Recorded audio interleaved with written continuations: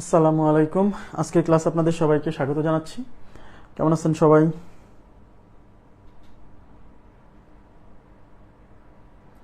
ওয়ালাইকুম আসসালাম, আদাব। জি আলহামদুলিল্লাহ ভালো আছি, আপনারা কেমন আছেন? আচ্ছা, আজকে আমাদের 6 নম্বর ক্লাস। আজকে 6 নম্বর ক্লাসে আমরা পড়ব হচ্ছে মৌলিক সংখ্যা চিহ্নিতকরণ। আমি একটু বলে নিই, খুবই গুরুত্বপূর্ণ একটা টপিক। ওয়ালাইকুম আসসালাম। এই মৌলিক সংখ্যা চিহ্নিতকরণ, আমাদের ক্লাস হচ্ছে মৌলিক সংখ্যা চিহ্নিতকরণ, মানে একটা সংখ্যা মৌলিক কিনা, একটা সংখ্যা মৌলিক কিনা এটা আমরা যাচাই করব, ঠিক আছে? তো যে নিয়মের সাহায্যে যাচাই করব সেই নিয়মটার নামও একটা ইন্টারেস্টিং নাম। আচ্ছা, আমরা শুরু করে দিব। হ্যাঁ, একটু সময় দেন, আর 30 সেকেন্ড সময় নিব।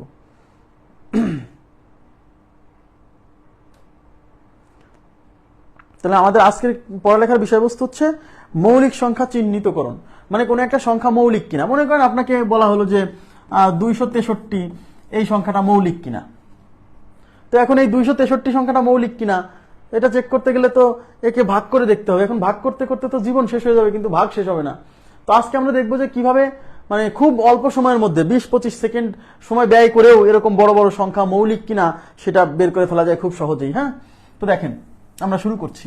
তাহলে আমাদের প্রথমে হচ্ছে মৌলিক সংখ্যা, ইংরেজিতে আমরা বলি প্রাইম নাম্বার।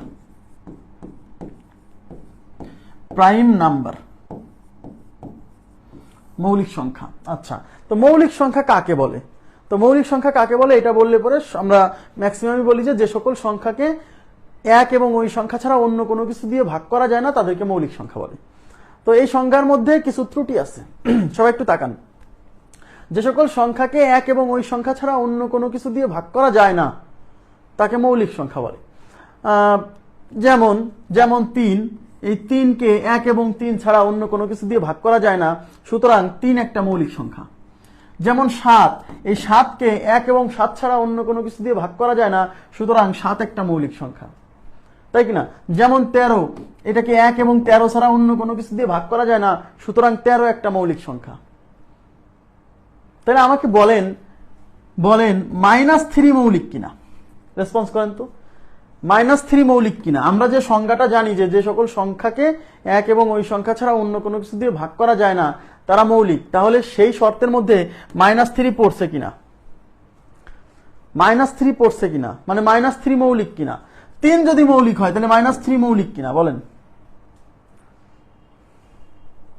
3 মৌলিক না, তাহলে 3 মৌলিক। যেমন 2 মৌলিক, 2 একটা মৌলিক সংখ্যা, কারণ 2কে 1 এবং 2 ছাড়া অন্য কোনো কিছু দিয়ে ভাগ করা যায় না। তাহলে -2 কি? তাহলে -2 কি মৌলিক না? এই শর্তের মধ্যে পড়ে নাই। আমার কথা কি বুঝাইতে পারছি? হ্যাঁ, এই জায়গাতে অনেকে ভুল করবে, এই -3 কে মৌলিক দিয়ে চলে আসবে, কিন্তু -3 মৌলিক না, -3 মৌলিক সংখ্যা না। এই জন্য ওইটা হলো ত্রুটিপূর্ণ সংজ্ঞা, যে সকল সংখ্যাকে এক এবং ওই সংখ্যা ছাড়া অন্য কোনো কিছু দিয়ে ভাগ করা যায় না তারা মৌলিক, ওখানে ত্রুটি আছে। মৌলিক সংখ্যার সংজ্ঞা আপনাকে সহিভাবে পড়তে হবে। দেখেন, এই যে মৌলিক সংখ্যার সংজ্ঞা আমি এখানে লিখে দিছি, আমি বলে দিব কোন জায়গাটা আপনাকে গুরুত্বপূর্ণ। দেখেন, যে মৌলিক সংখ্যা প্রাইম নাম্বার, যে সকল স্বাভাবিক সংখ্যা, দাগ দিবেন, যে সকল স্বাভাবিক সংখ্যা এক থেকে বড়, ভেরি মাচ ইম্পর্টেন্ট, যে সকল স্বাভাবিক সংখ্যা এক থেকে বড় এবং যার ভাজক বা উৎপাদক মাত্র দুটি। ওই যে দুইটা সংখ্যা দিয়ে ভাগ করা যায়, উৎপাদক বা ভাজক মানে কি? যা দিয়ে ভাগ করা যাবে ওই সংখ্যাকে তাকে বলে ভাজক বা উৎপাদক। সেই ভাজক দুইটাকে এক এবং ওই সংখ্যা নিজে, তাকে মৌলিক সংখ্যা বলে। তার মানে যে সকল স্বাভাবিক সংখ্যা, তার মানে মৌলিক সংখ্যা হতে হলে স্বাভাবিক সংখ্যা হতে হবে, ভেরি মাচ ইম্পর্টেন্ট। তার মানে মৌলিক সংখ্যা হতে হলে স্বাভাবিক সংখ্যা হতে হবে, এটা হচ্ছে প্রথম কথা। যে সকল স্বাভাবিক সংখ্যা, তার মানে মৌলিক হতে হলে স্বাভাবিক হতে হবে। এখন প্রশ্ন হচ্ছে স্বাভাবিক সংখ্যা কারা, এবং মৌলিক হতে হলে স্বাভাবিক হতে হবে। তাহলে স্বাভাবিক সংখ্যা কারা? স্বাভাবিক সংখ্যা ইংরেজিতে বলে ন্যাচারাল নাম্বার। স্বাভাবিক সংখ্যা, প্লিজ এটা খুব গুরুত্বপূর্ণ, এই স্বাভাবিক সংখ্যাটা বারে বারে আসবে ফিরে। এই স্বাভাবিক সংখ্যার আর একটা বাংলা হলো ধনাত্মক পূর্ণ সংখ্যা। ধনাত্মক পূর্ণ সংখ্যা, তার মানে স্বাভাবিক সংখ্যা মানে ধনাত্মক হবে, মানে ঋণাত্মক হবে না। তার মানে মৌলিক হতে হলে স্বাভাবিক হতে হবে, মানে ধনাত্মক হতে হবে। তার মানে প্রথম কথা হচ্ছে ঋণাত্মক সংখ্যাগুলো মৌলিক না, এটা হলো প্রথম পয়েন্ট। ঋণাত্মক সংখ্যাগুলো মৌলিক না, তাহলে প্রথম পয়েন্টে কিন্তু আমরা বুঝে গেছি যে ঋণাত্মক সংখ্যাগুলো মৌলিক না। মৌলিক হতে হলে ধনাত্মক হতে হবে এবং পূর্ণ সংখ্যা, স্বাভাবিক সংখ্যা মানে ধনাত্মক এবং পূর্ণ সংখ্যা।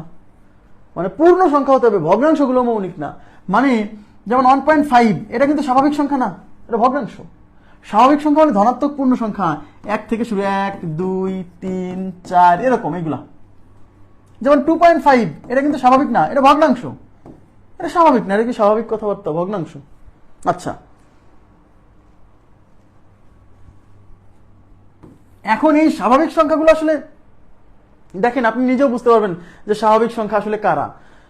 ধনাত্মক হবে এবং পূর্ণ সংখ্যা হবে। এই স্বাভাবিক সংখ্যা আসলে মিশরীয়রা এই স্বাভাবিক সংখ্যা সর্বপ্রথম মানে এটা ব্যবহার করে আর কি, যে তারা পশু গণনা করতো, ভেড়া ভেড়া তো ভেড়া পুষতো, তো এই ভেড়া গুনতো যে 50টা ভেড়া, 52টা ভেড়া, 13টা ভেড়া, ঠিক আছে। তার মানে যে সকল স্বাভাবিক সংখ্যা দ্বারা প্রকাশ করা হয় কাদেরকে? যে সকল জিনিসের পূর্ণ অস্তিত্ব আছে। সবাই একটু দিকে তাকান। যে সকল জিনিসের পূর্ণ অস্তিত্ব আছে তাদেরকে প্রকাশ করার জন্যই স্বাভাবিক সংখ্যা ব্যবহার করা হয়, পূর্ণ অস্তিত্ব। এখন তাহলে মনে করেন যে কেউ যদি বলে যে এখানে 30টা ভেড়া আছে, এটা কিন্তু স্বাভাবিক, এটা অস্বাভাবিক কথা না।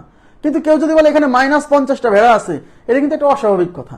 -50টা ভেড়া, ভেড়া হয়তো আছে বা নাই, তা -50টা ভেড়া কেমন থাকে, তাই না? তার মানে নেগেটিভ সংখ্যাগুলো স্বাভাবিক না, এটা স্বাভাবিক কথা না। আপনি কাউকে বলেন তো যে এখানে -30টা ভেড়া আছে, এটা কি স্বাভাবিকভাবে নিবে? সে নিবে না। তার মানে স্বাভাবিক সংখ্যা ঋণাত্মক হতে পারে না, ঠিক আছে। আচ্ছা, এবং ভগ্নাংশ হবে না কেন? আপনাকে যদি কেউ বলে যে এখানে 12.5টা ভেড়া আছে, কেউ মানবে? কেউ মানবে না, কারণ ভেড়া হয় 12টা নাহলে 13টা। মানে ভগ্নাংশ কথাটাও স্বাভাবিক না। পূর্ণ অস্তিত্ব মানে যাদের পূর্ণ অস্তিত্ব আছে তাদেরকে প্রকাশ করার জন্য স্বাভাবিক সংখ্যা ব্যবহার করা হয়। যেমন আমি একটা সিম্পল এক্সাম্পল দিই, এই ভগ্নাংশগুলা এটা স্বাভাবিক না, কিন্তু স্বাভাবিক না। হ্যাঁ, যেমন আপনাকে যদি বলা হয় যে মনে করেন আমাকে কেউ জিজ্ঞাসা করলো, মনে করেন আমি এক জায়গায় ক্লাস নিতে গেছি, আমাকে কেউ জিজ্ঞাসা করলো যে ভাই এখানে আপনি ক্লাস নিলেন, কতজন স্টুডেন্ট ছিল? তাই আমি বললাম যে এখানে 100 জন ছিল। যদি 100 জন ক্লাসরুমে নাও থাকে তাও কিন্তু তাকে বিশ্বাস করতে হবে, কারণ সে ক্লাস দেখেনি, আমার কথা বিশ্বাস করতে হবে। কিন্তু আমাকে জিজ্ঞাসা করলো ভাই এখানে কতজন স্টুডেন্ট ছিল, আর আমি বললাম যে এখানে 52.5 জন স্টুডেন্ট ছিল, এই কথা তো কেউ বিশ্বাস করবেই না। আর কেউ মাইন্ড করবে, ওই স্টুডেন্টদের মধ্যে কেউ মাইন্ড করবে। কেন? বলবে যে মানে যাদের সাইজ একটু ছোট তারা মাইন্ড করবে, বলবে যে আমার সাইজ একটু ছোট তাই আমার হাফ ধরছে, অর্ধেক ধরছে। 52, 52 জন আর তারে ধরছে হাফ, সে মাইন্ড করবে যে আমার সাইজ ছোট তাই আমাকে হাফ ধরছে। তার মানে স্বাভাবিক সংখ্যায় ভগ্নাংশ এগুলো হতে পারে না। স্বাভাবিক মানে এটা কি স্বাভাবিক কথা যে এখানে 52.5 জন স্টুডেন্ট আছে? এটা স্বাভাবিক কথা না। তাহলে ভগ্নাংশগুলো স্বাভাবিক হতে পারে না, ঋণাত্মকগুলো স্বাভাবিক হতে পারে না। স্বাভাবিক মানে ধনাত্মক এবং পূর্ণ সংখ্যা, ঠিক আছে। আবার এরকম আরো অনেক এক্সাম্পল দেওয়া যায়, যেমন পূর্ণ অস্তিত্ব যেমন মানুষের। মনে করেন যে একটা জিনিস খেয়াল করেন, কখনো কি দেখছেন যে আমরা ইনকাম বলে না যে মাথা পিছু আয়? দেখবেন, খেয়াল করবেন যে ইনকামের সময় বলে মাথা পিছু আয়। কখনো কি শুনছেন যে হাত পিছু আয়, পা পিছু আয়? এটা কিন্তু বলে না, বলে মাথা পিছু আয়। কেন মাথা পিছু আয় বলে? হাত পিছু আয়, পা পিছু আয় বলা যায় না? না, বলতে পারবে না। হাত পিছু আয় বললে পরে সমস্যা হবে। কেন? কিছু মানুষ আছে, ধরেন কোনো অ্যাক্সিডেন্টের কারণে তার 2টা হাতই হয়তো কেটে ফেলতে হয়েছে, বা একটা হাত আছে। তার মানে আমি যদি হাত পিছু আয় বা পা পিছু আয় ধরতে যাই, তাহলে ফাইনালি রেজাল্টটা ফ্র্যাকশন আসতে পারে, যে হাতের সংখ্যা বা পায়ের সংখ্যা ফ্র্যাকশন আসতে পারে। এই জন্য বলা হয় মাথা পিছু আয়। কেন? কারণ মাথা যার আছে তাকে এক ধরতে হবে, হাফ ধরা যাবে না, হাত ধরা যাবে না। কিন্তু হাত পিছু আয় ধরলে পরে একজনের যখন একখানা হাত আছে তখন কিন্তু তার একখানা হাত ধরতে হবে, তাকে হাফ ধরতে হবে। তাহলে মানবাধিকার লঙ্ঘন হবে। কেন? কারণ একজন মানুষকে আপনি হাফ ধরতে পারেন না। একজন মানুষের একটা মাথা আছে মানে তার পূর্ণ অস্তিত্ব, তাকে এক ধরতে হবে, তার হাত থাকুক আর না থাকুক। এই জন্য বলা হয় মাথা পিছু আয়। কারণ মাথা নাই এরকম কোনো মানুষের অস্তিত্ব নাই, কিন্তু হাত নাই বা পা নাই এরকম মানুষের অস্তিত্ব আছে। তাই বলা হচ্ছে মাথা পিছু আয়, পা পিছু আয় বলা হচ্ছে না, হাত পিছু আয় বলা হচ্ছে না। ক্লিয়ার? আচ্ছা, এবার দেখেন, তাহলে আমি কি বলছি? স্বাভাবিক সংখ্যা মানে ধনাত্মক পূর্ণ সংখ্যা, মানে ভগ্নাংশ গুলোও হবে না, ঋণাত্মক গুলো হবে না, ধনাত্মক এবং পূর্ণ হতে হবে। তাহলে মৌলিক সংখ্যা হতে হলে স্বাভাবিক সংখ্যা হতে হবে, মানে ধনাত্মক পূর্ণ সংখ্যা হতে হবে। তাহলে প্রথম কথা হচ্ছে নেগেটিভ সংখ্যাগুলো মৌলিক না, ঋণাত্মক সংখ্যাগুলো আগেই বাদ পড়ছে। এইটুক ক্লিয়ার কিনা বলেন?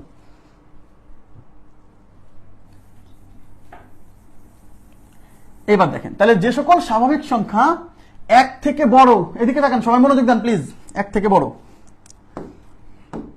তার মানে মৌলিক সংখ্যা হতে হলে 1 থেকে বড় হতে হবে। ভেরি মাচ ইম্পর্টেন্ট পয়েন্ট, এই যে 1 থেকে বড় হতে হবে, মানে মৌলিক সংখ্যা হতে হলে 1 থেকে বড় হতে হবে। এক থেকে বড়। তার মানে এর দ্বারা কি বোঝায়? এর দ্বারা বোঝায় এক মৌলিক সংখ্যা নয়। এর দ্বারা বোঝায় এক মৌলিক সংখ্যা নয়। মৌলিক সংখ্যা হতে হলে এক থেকে বড় হতে হবে। তার মানে ধনাত্মক হতে হবে এবং এক থেকে বড় হতে হবে। দ্যাট মিনস এক মৌলিক সংখ্যা নয়। এটা মাথায় ঢুকায় নেন। কারণ একের মধ্যে একটু মৌলিক গন্ধ আছে, অপশনে আবার এক থাকে। নিচের কোনটি মৌলিক সংখ্যা নয়, দেখবেন অপশনে এক আছে।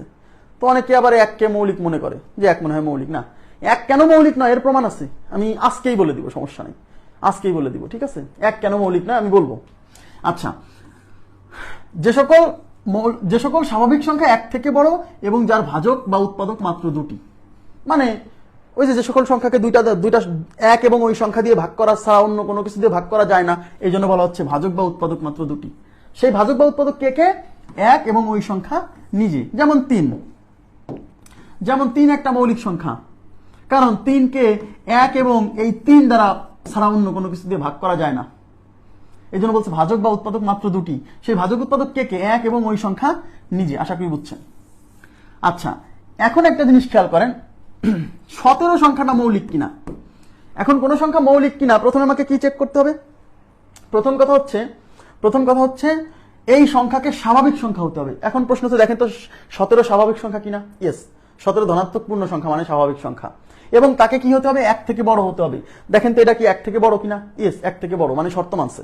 এবার দেখতে হবে এর ভাজক বা উৎপাদক দুইটা কিনা। এই 17কে এক এবং 17 ছাড়া অন্য কোনো কিছু দিয়ে ভাগ করা যায় না, সুতরাং 17 একটা মৌলিক সংখ্যা। ক্লিয়ার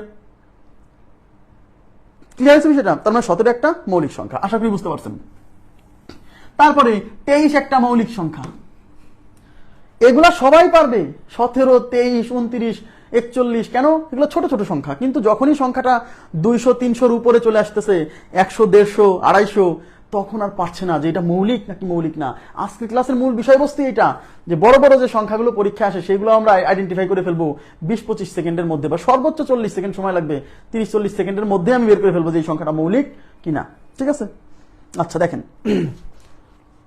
0 মৌলিক কেমনে হবে? একটু, তাহলে 0 কি স্বাভাবিক সংখ্যা? বলেই তো দিলাম যে মৌলিক সংখ্যা হতে হলে এক থেকে বড় হতে হবে। তাহলে 0, তাহলে এক থেকে বড় হলে কি সে 0-র চেয়ে বড় হতে হবে না?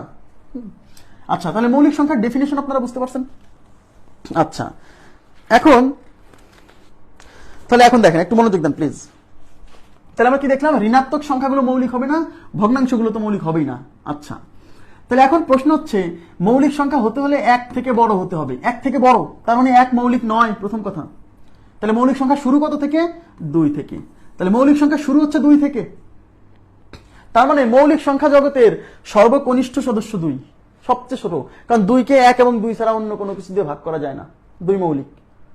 এবং মজার বিষয় হচ্ছে একমাত্র জোড় মৌলিক সংখ্যা 2। এদিকে তাকান, একমাত্র জোড় মৌলিক সংখ্যা 2। মৌলিক সংখ্যার মধ্যে জোড়, এই একমাত্র 2 হচ্ছে জোড় মৌলিক সংখ্যা। এই 2 এর পরে যত জোড় সংখ্যা আছে এরা একজনও মৌলিক না, মানে 2 পরবর্তী যত মৌলিক সংখ্যা আছে সব মৌলিক সংখ্যায় বিজোড়। একমাত্র জোড় মৌলিক সংখ্যা 2। মৌলিক সংখ্যা জগতের সর্বকনিষ্ঠ সদস্য 2, একমাত্র জোড় মৌলিক সংখ্যা 2। এখন আমাকে বলেন তো এই 2 এর পরবর্তী জোড় সংখ্যাগুলো কেন মৌলিক না? একটু বলেন তো প্লিজ, রেসপন্স করেন তো। 2 এর পরবর্তী মৌলিক সংখ্যাগুলো কেন জোড় না, মানে জোড় সংখ্যাগুলো মৌলিক নয় কেন?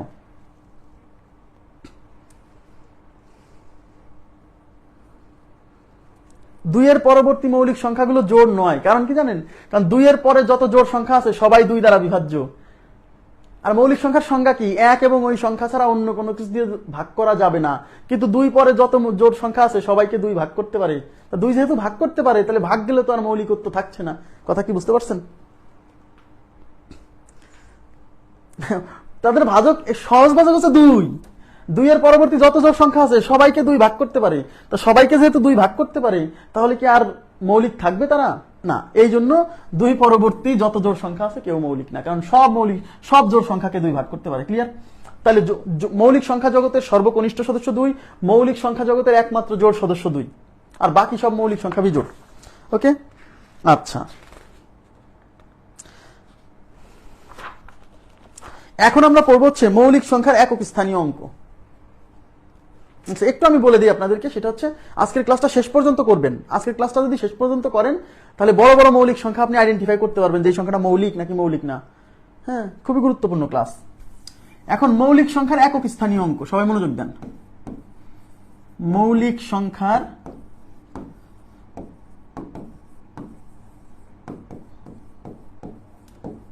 একক স্থানীয় অঙ্ক। আচ্ছা, 10 পরবর্তী, আবার বলছি 10-এর আগে না কিন্তু, 10 পরবর্তী মৌলিক সংখ্যাগুলোর 10 পরবর্তী মৌলিক সংখ্যাগুলোর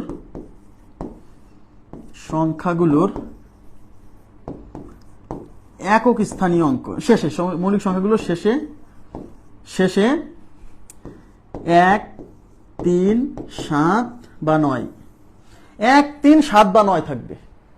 মৌলিক, এদিকে তাকান প্লিজ, এদিকে তাকান। 10 পরবর্তী যত মৌলিক সংখ্যা আছে তাদের শেষে 1, 3, 7 বা 9, হয় 1 থাকবে, নাহলে 3 থাকবে, নাহলে 7 থাকবে, নাহলে 9 থাকবে। এর বাইরে অন্য কোনো কিছু থাকতে পারবে না। 10 পরবর্তী মানে 10-এর পরে যত মৌলিক সংখ্যা আছে সব মৌলিক সংখ্যার শেষে হয় 1 থাকবে, নাহলে 3, নাহলে 7, নাহলে 9। মানে সোজা কথা, মৌলিক সংখ্যার একক স্থানীয় অঙ্ক 0, 2, 4, 6, 8 এইগুলো হতে পারে না। আবার বলছি 10 পরবর্তী, কিন্তু 10-এর আগে না। কারণ 10-এর আগে 2 আছে, 5 আছে, হ্যাঁ 2, 4, 6, 8, 2, 4, আচ্ছা 0, 2, 4, 5, 6, 8 এগুলো হতে পারে না। মৌলিক সংখ্যার শেষে এগুলা ডিজিট পাওয়া যাবে না। 9 কিভাবে মৌলিক? 9 কি 3 দ্বারা বিভাজ্য না? 9 কি 3 দ্বারা বিভাজ্য না? তাহলে 9 মৌলিক হয় কেমনে? বোঝার চেষ্টা করুন। তাহলে মৌলিক সংখ্যার শেষে এইগুলা ডিজিট আপনি খুঁজে পাবেন না। কেন খুঁজে পাবেন না? ভেরি সিম্পল, লজিক বোঝেন, আগে লজিক বোঝেন। কেন খুঁজে পাওয়া যাবে না? কারণ কোন সংখ্যার শেষে যদি 0 থাকে বা 2 থাকে বা 6 থাকে বা 4 থাকে বা 8 থাকে, তাহলে সেই সংখ্যাগুলো হচ্ছে জোড় সংখ্যা। সেই সংখ্যাগুলো জোড় সংখ্যা, আর জোড় সংখ্যাগুলো তো মৌলিক হচ্ছে না। এই জন্য শেষে এই ডিজিটগুলো দেখা যাবে না মৌলিক সংখ্যার।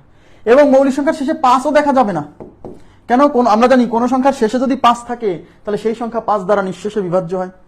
হ্যাঁ 5 মৌলিক। এখানে কি লিখছি? এই যে এটা একটু পড়েন ভাই, একটু চোখ কান খোলা রেখে পড়তে হবে কিন্তু। হ্যাঁ এই যে 10 পরবর্তী, এই যে মৌলিক সংখ্যার একক স্থানীয় অঙ্ক, এটা বলছি 10 পরবর্তী মানে 10-এর পরে। 39 কিভাবে মৌলিক? 3 দ্বারা বিভাজ্য, 3, 13 তে 39। একটু ভাবতে হবে। হ্যাঁ আমি বলছি দেখেন, আমি সবই বলবো। আমি জানি আপনাদের মনে কি কোশ্চেন আসছে, আমি জানি, এগুলো আমি এখনই উত্তর দেবো, টেনশন করেন না। দেখেন তাহলে মানে, এবং কোন সংখ্যার লাস্টে যদি 5 থাকে তাহলে সেই সংখ্যা 5 দ্বারা বিভাজ্য। তাহলে 5 দ্বারা যেহেতু বিভাজ্য হয়ে যাচ্ছে তার মানে মৌলিক হবে না। যেমন আমি এক্সাম্পল দিই, 35, এর লাস্টে 5 আছে, তাহলে শিওর থাকবেন এই সংখ্যাটা মৌলিক না। কেন? শেষে 5 থাকলে সেটা 5 দ্বারা বিভাজ্য হয়। তো 5 দ্বারা যদি বিভাজ্য হয় সে মৌলিক কি করে হবে? ঠিক আছে, আচ্ছা ওকে। আচ্ছা এখন প্রশ্ন হচ্ছে, অনেকেই আমাকে জিজ্ঞাসা করবে যে ভাই লাস্টে 1, 3, 7, 9, একজনে যে কোশ্চেন করে বলছে যে ভাই 49-এর লাস্টে তো 9 আছে, কিন্তু 49 তো মৌলিক না, 7 দ্বারা বিভাজ্য। আমি কি বলছি? কোথাও কি বলছি যে মৌলিক মানে কোন সংখ্যার শেষে এইগুলো থাকলেই মৌলিক? না, কোন সংখ্যার শেষে এগুলো থাকলে মৌলিক হতে পারে। মৌলিক হবে বাধ্যতামূলক না, মৌলিক হতে পারে। যেমন 19-এর শেষে 9 আছে, এটা মৌলিক। কিন্তু 49-এর শেষে 9 থাকা সত্ত্বেও এটা মৌলিক না, কারণ এটা 7 দ্বারা বিভাজ্য। কথা কি বুঝছেন? তারপর আমি বলতে পারি হচ্ছে 17, এটা মৌলিক, কারণ লাস্টে 7 আছে। কিন্তু 27, এর লাস্টেও 7 আছে, কিন্তু মৌলিক না, কারণ এটা 3 দ্বারা বিভাজ্য। তার মানে হচ্ছে মৌলিক সংখ্যার লাস্টে এইগুলা থাকতে পারে। মানে এইগুলা কোন সংখ্যার শেষে যদি এইগুলা থাকে তাহলে আমি চেক করবো যেটা মৌলিক হতেও পারে, নাও পারে। আমার কথা কি বুঝছেন? কিন্তু কোন সংখ্যার শেষে যদি এইগুলা থাকে তাহলে আমি শিওর বলে দিব যে ওটা মৌলিক না। এখন কোন সংখ্যার শেষে যদি এইগুলা থাকে তারপরেও সেটা মৌলিক কিনা সেটা চেক করার নিয়ম আমরা শেখাবো আজকে। আমার কথা বোঝেন? তাহলে এইগুলা থাকলে মৌলিক হতে পারে, নাও পারে। যেমন আমি যদি বলি যে একজন বলছে 39 মৌলিক না, লাস্টে 9 আছে, তাও মৌলিক না। যেমন আমি যদি বলি 11 মৌলিক, লাস্টে 1 আছে, কিন্তু 21 মৌলিক না, 1 থাকলেও মৌলিক না, কারণ এটা 3 দ্বারা বিভাজ্য।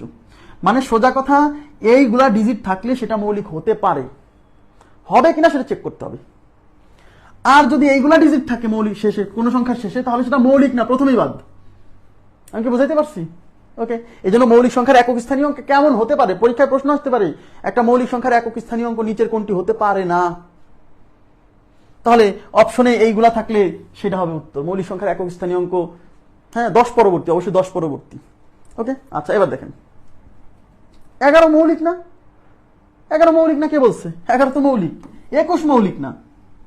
আচ্ছা হয়েছে, এবার দেখেন এই যে আমি এটা লিখে দিছি, এখানে নোট লিখে দিচ্ছি, দেখেন ঋণাত্মক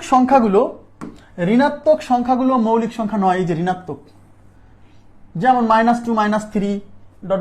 মৌলিক সংখ্যা। মৌলিক সংখ্যা শুরু হচ্ছে 2 হতে, এবং 2 একমাত্র জোড় মৌলিক সংখ্যা, এর পরবর্তী সকল মৌলিক সংখ্যা বিজোড়, কারণ সকল জোড় সংখ্যা 2 দ্বারা বিভাজ্য, নিঃশেষে বিভাজ্য। 2 ব্যতীত অন্য কোনো জোড় সংখ্যা মৌলিক হতে পারে না। ক্লিয়ার? 2 ব্যতীত অন্য কোনো জোড় সংখ্যা মৌলিক হতে পারে না। ঠিক আছে, আচ্ছা নেক্সট। এবার বলছি মৌলিক সংখ্যার একক স্থানীয় অঙ্ক, আমি বুঝাই দিচ্ছি, এখন জাস্ট দেখেন 10 এর পরবর্তী যে কোনো মৌলিক সংখ্যার একক স্থানীয় অঙ্ক 1 3 7 9 ছাড়া অন্য কোনো কিছু হতে পারে না। তবে শেষে 1 3 7 9 থাকলেই যে সেটা মৌলিক সংখ্যা হবে এমন কোনো কথা নেই। দেখছেন আমি সব বলে দিছি, কিন্তু আপনি যা যা কোশ্চেন করবেন। তবে 10 পরবর্তী কোনো মৌলিক সংখ্যার একক স্থানীয় অঙ্ক কখনোই 0 2 4 6 8, এখানে আরেকটা ডিজিট যোগ করে নেন 5, এখানে 5 কেউ অ্যাড করে নেন, 0 2 4 6 8 5 এগুলো কোনো কিছু হতে পারে না। ক্লিয়ার? আশা করি বুঝতে পারছেন। নেক্সট। আচ্ছা, এখন আমরা পড়ব হচ্ছে মৌলিক সংখ্যা চিহ্নিতকরণের নিয়ম। এখন খুব গুরুত্বপূর্ণ একটা জায়গায় আসছি, যে জিনিসের জন্য আপনারা এতক্ষণ ওয়েট করতেছিলেন। সবাই একটু তাকাবেন প্লিজ। এখন থেকে আমাকে বেশি না, মাত্র 25টা মিনিট সময় দিবেন প্লিজ। আপনারা আমাকে 25 মিনিট সময় দেন, আপনাদেরকে আমি এমন কিছু শেখাবো যা আপনার আজকে রাতে আপনি খালি এগুলাই প্র্যাকটিস করতে থাকবেন। ঠিক আছে, কিন্তু আমাকে 25টা মিনিট সময় দিতে হবে কাইন্ডলি। দেখেন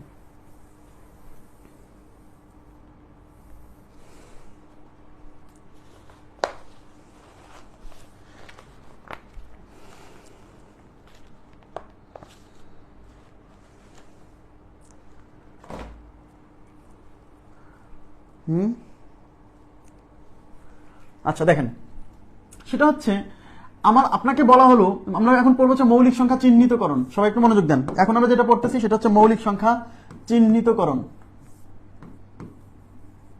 মৌলিক সংখ্যা চিহ্নিতকরণ।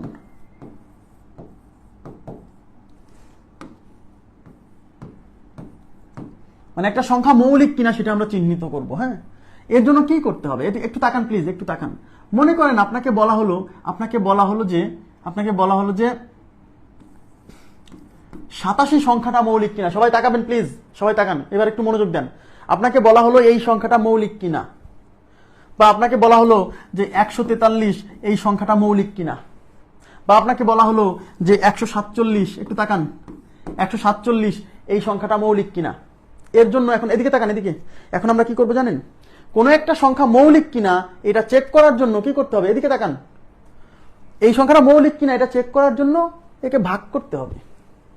সবাই কিন্তু আমি বলছি আমাকে 25টা মিনিট সময় দিন। দেখেন খুব ইন্টারেস্টিং এবং আপনার মজা লাগবে, বড় সংখ্যা হলেও মজা লাগবে।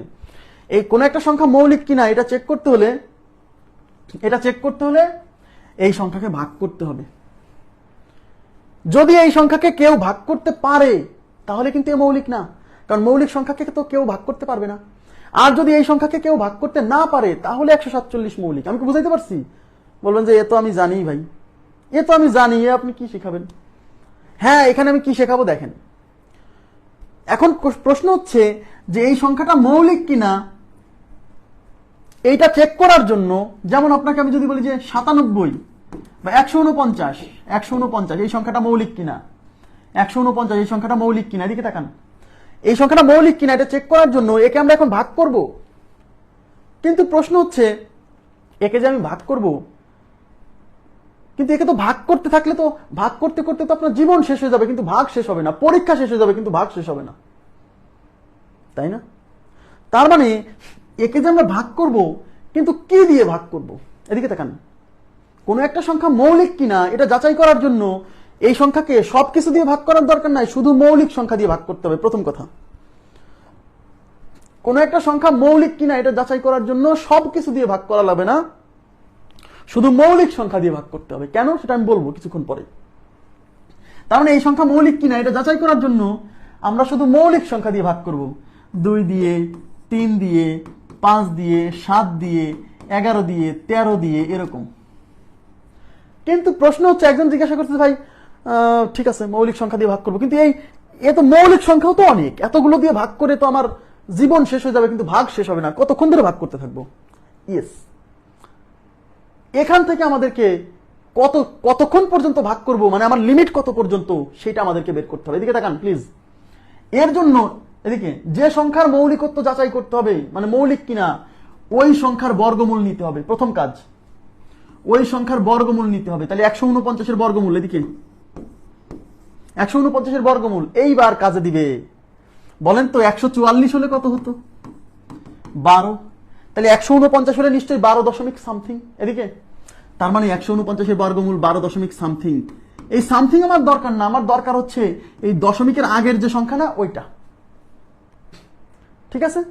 তার মানে 149 মৌলিক কিনা এটা চেক করতে হলে 149 কে আমরা ভাগ করব 12 পর্যন্ত ভাগ করলেই হবে, 12 পরে ভাগ করার দরকার নাই, মানে 12 পর্যন্ত ভাগ করলেই হবে। কিন্তু 12 পর্যন্ত সবকিছু দিয়ে ভাগ করা যাবে না, 12 পর্যন্ত শুধু মৌলিক সংখ্যা দিয়ে ভাগ করতে হবে। তার মানে আমি লিমিট জানলাম যে 149 কে আমি কত পর্যন্ত ভাগ করব।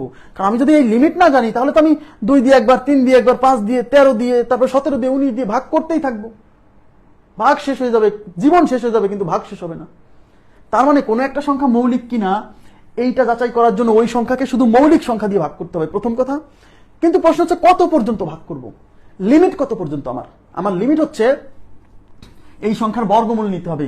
বর্গমূলের দশমিকের আগে যে পূর্ণ অংশ না, ওই পূর্ণ অংশটাই হচ্ছে আমার লিমিট। তার মানে 149 সংখ্যাটা মৌলিক কিনা এটা চেক করার জন্য এই 12 পর্যন্ত যে মৌলিক সংখ্যাগুলো আছে শুধু সেইগুলো দিয়ে ভাগ করতে হবে, সবকিছু দিয়ে ভাগ করার দরকার নাই। ক্লিয়ার? আচ্ছা, এবার দেখেন, একটু সময় দিবেন, প্রত্যেকটা জিনিস বুঝতে তো একটু সময় লাগে। তাহলে 149 এর বর্গমূল কত? 12 দশমিক সামথিং। তার মানে আমার লিমিট হলো 12। লিমিট হলো 12। 12 পর্যন্ত সব না, 12 পর্যন্ত মৌলিক। আচ্ছা, 12 পর্যন্ত মৌলিক কে কে আছে? 2 আছে, 3 আছে, 5 আছে, 7 আছে, 11 আছে। তার মানে আমি 149 সংখ্যাটা মৌলিক কিনা এটা চেক করতে গেলে শুধু এই কয়টা দিয়ে ভাগ করলেই হবে, এর বাইরে ভাগ করার দরকার নাই। যদি এই কয়টার মধ্যে, এদিকে তার মধ্যে, এদিকে তাকান, যারা সহজ সরল এরা 2 দিয়ে আর 5 দিয়ে ভাগ করে সময় নষ্ট করবে। ভাই 2 দিয়ে আপনি ভাগ করবেন কেন? 2 দিয়ে যদি কেউ ভাগ যায় সে তো জোড় সংখ্যা, আর জোড় সংখ্যা তো মৌলিক হতেই পারে না। তাহলে এইটা কি 2 দিয়ে ভাগ যাবে? আপনি সময় কেন নষ্ট করতেছেন? 5 দিয়ে ভাগ করতে হলে লাস্টে 5 বা 0 থাকতে হয়, তো লাস্টে 5 বা 0 যদি থাকে কোনো সংখ্যা, সে তো মৌলিকই না, ওকে তো আগেই বাদ দিয়ে দিব। তার মানে এই 2 আর 5 দিয়ে ভাগ করে সময় নষ্ট করা যাবে না, কারণ 2 দিয়ে ভাগ যেতে হলে জোড় হতে হবে, জোড় তো মৌলিক না, ও আগেই বাদ। বলছি 5 দিয়ে ভাগ করতে হলে লাস্টে 0 বা 5 থাকতে হয়, তো আমরা 0 বা 5 থাকলে তো ওটা মৌলিকই না, লাস্টে 0 বা 5 থাকলে সে 5 দ্বারা বিভাজ্য, ওকে তো টেস্টই করবো না। তার মানে আমার লিমিটের মধ্যে 3, 7 আর 11 এই তিনটা দিয়ে 149 কে ভাগ করতে হবে। যদি এই তিনজনের মধ্যে কেউ 149 কে ভাগ করতে পারে তাহলে সে মৌলিক না, কারণ ভাগ করলে তো মৌলিক হবে না। আর এই 3, 7 আর 11 মধ্যে কেউ যদি ভাগ করতে না পারে তাহলেই 149 মৌলিক। ক্লিয়ার? এইবার 149 কে প্রথমে আমি 3 দিয়ে ভাগ করব। এইবার আমাদের কাজে লাগবে বিভাজ্যতার নীতি, গত ক্লাসে পড়াইছি, এবার বোঝা যাচ্ছে? এবার বলেন 3 দ্বারা বিভাজ্যতা কি?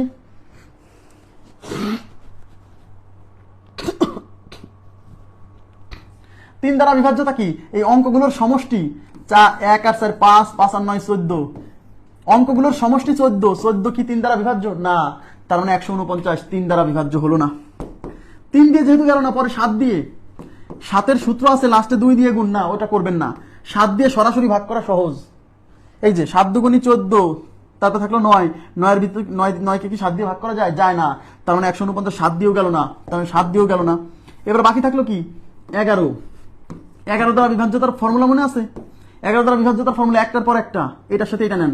1 আর 9 10, 10 থেকে বিয়োগ হবে এই 4, কত আসতেছে? 6। কি বলছিলাম?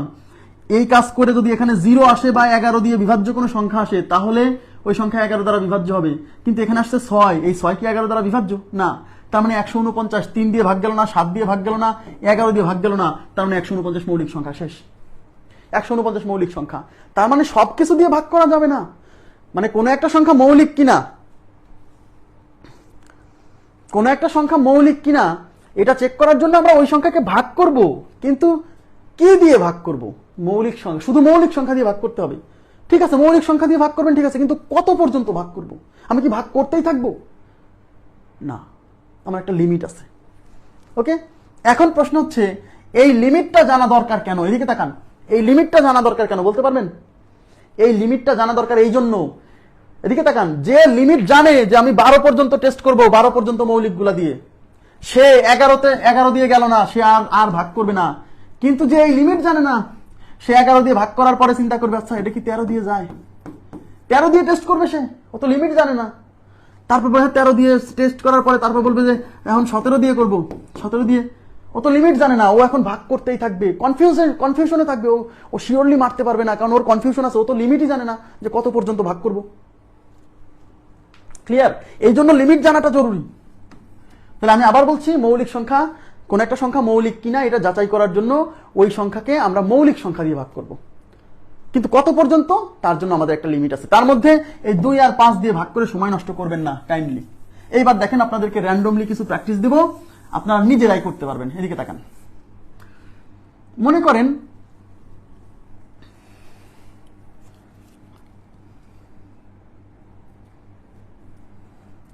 আপনাকে বলা হলো 129 সংখ্যাটা মৌলিক কিনা। সবাই তাকান। হ্যাঁ, লিমিট না জানলে তো আপনি ভাগ করতেই থাকবেন, মনে হবে যে আচ্ছা এটা মানে 11 দিয়ে গেল না, তারপর চিন্তা করবেন 13 দিয়ে মনে হয় যাবে, 13 দিয়েও গেল না, তখন তো আপনি মারতে পারতেছেন না, শিওর হন নাই, কিন্তু আপনি দেখেন 11তেই শেষ হয়ে গেছিল, আপনি পরে পরিশ্রম করলেন, খালি খালি পরিশ্রম করলেন। এবার দেখেন 2 আর 5 কাটলাম কেন? 2 দিয়ে যে সংখ্যা বিভাজ্য সে সংখ্যা তো জোড় সংখ্যা, আর জোড় সংখ্যা তো মৌলিক হতে পারে না। তাহলে আমি 2 দিয়ে কেন ট্রাই করবো কেন? 149 কি 2 দিয়ে ভাগ যাবে? আমি 2 দিয়ে ট্রাই করে সময় নষ্ট করবো কেন? আর 5 দিয়ে ভাগ দিতে হলে লাস্টে 0 বা 5 থাকতে হয়। তো লাস্টে যদি 0 বা 5 থাকে কোনো সংখ্যার, সে তো মৌলিকই না। প্রথমেই কিন্তু মৌলিক সংখ্যার একক স্থানীয় অঙ্ক পড়ায় আসছি। লাস্টে যদি 0 বা 5 থাকে, সে তো এমনিতেই বাদ, মৌলিক না, আমি তো টেস্টই করবো না। বুঝতে হবে এগুলা। 129, তাহলে প্রথম কাজ কি? প্রথম কাজ হচ্ছে এর রুট নেওয়া। এখন বলেন 121 হলে কত হতো? দেখছেন এবার বর্গমূল কাজ লাগতেছে। 121 হলে 11 হতো, তাহলে 129 হবে 11 দশমিক সামথিং। বোঝা যাচ্ছে? আমার তাহলে লিমিট কত? 11। আমার লিমিট হচ্ছে 11। 11 পর্যন্ত মৌলিক কে কে আছে? 2 আছে, 3 আছে, 5 আছে, 7 আছে। 11 পর্যন্ত, কিন্তু এই যে এখানে যে লিমিট আসছে ওইটা পর্যন্ত, তার মানে 11 কেও নিতে হবে। হ্যাঁ, এই পর্যন্ত, এখানে যে পূর্ণ সংখ্যা আসবে সেই পূর্ণ সংখ্যা পর্যন্ত যতটা মৌলিক আছে। যেমন আগের অঙ্কে এখানে আসছিল 12 মৌলিক না, তাই 12 কে নিছিলাম না। তার মানে এর মধ্যে 2, 5 দিয়ে ভাগ করে সময় নষ্ট করা যাবে না। এইবার 3 দিয়ে বিভাজ্যটা টেস্ট করতে হবে। 129, 3 দ্বারা বিভাজ্যতার সূত্র কি? অঙ্কগুলোর সমষ্টি। 1 আর 2 3, 3 আর 9 12। 12 কি 3 দ্বারা বিভাজ্য? ইয়েস, তার মানে 129 3 দ্বারা বিভাজ্য, তার মানে 129 মৌলিক না। 3এই বাদ পড়ে গেছে, 7 আর 11তে যাওয়া লাগলো না।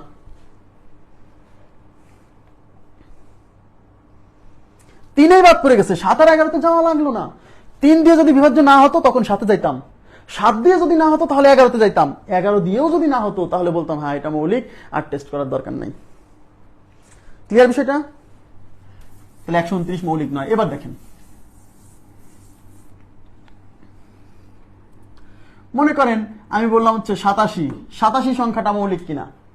87 সংখ্যাটা মৌলিক কিনা এই জন্য চেক করব। এখন আমি কি করব? 87 বর্গমূল নেব, যার মৌলিকত্ব যাচাই করব, প্রথমেই তার বর্গমূল।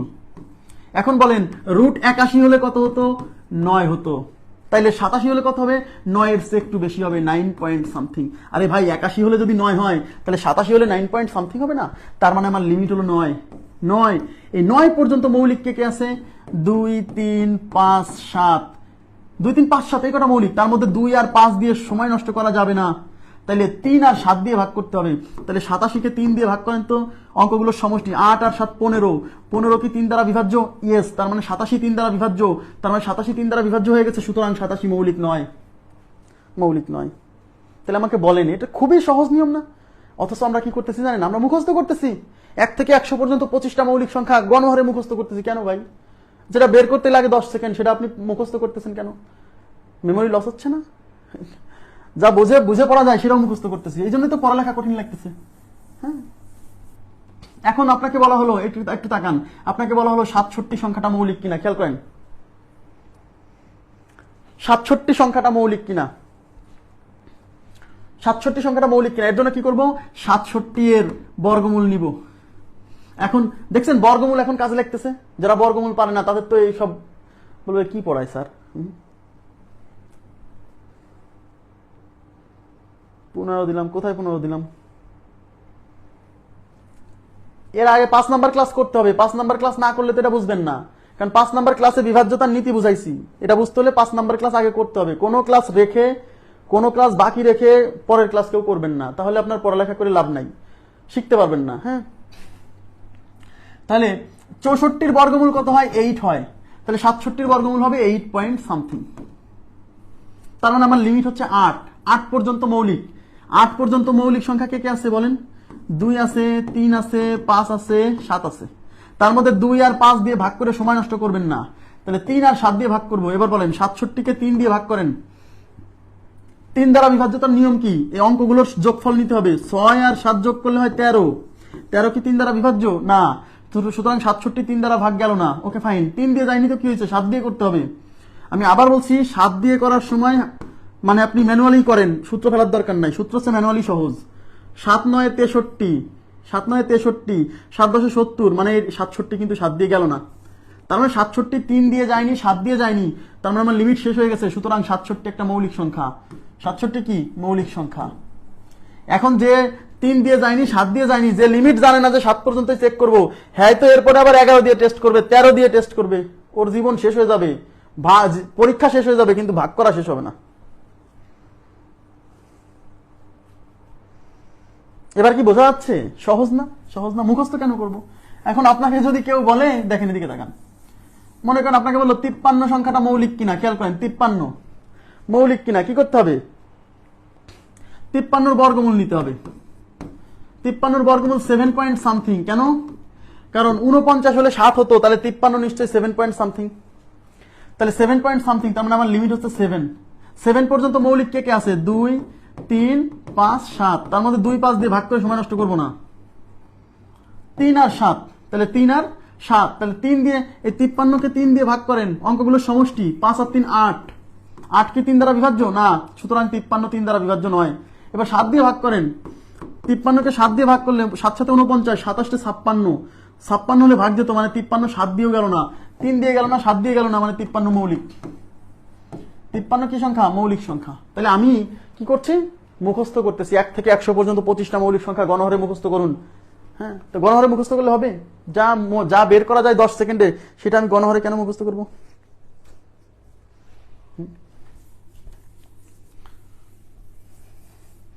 এবার দেখেন 93 সংখ্যাটা মৌলিক কিনা।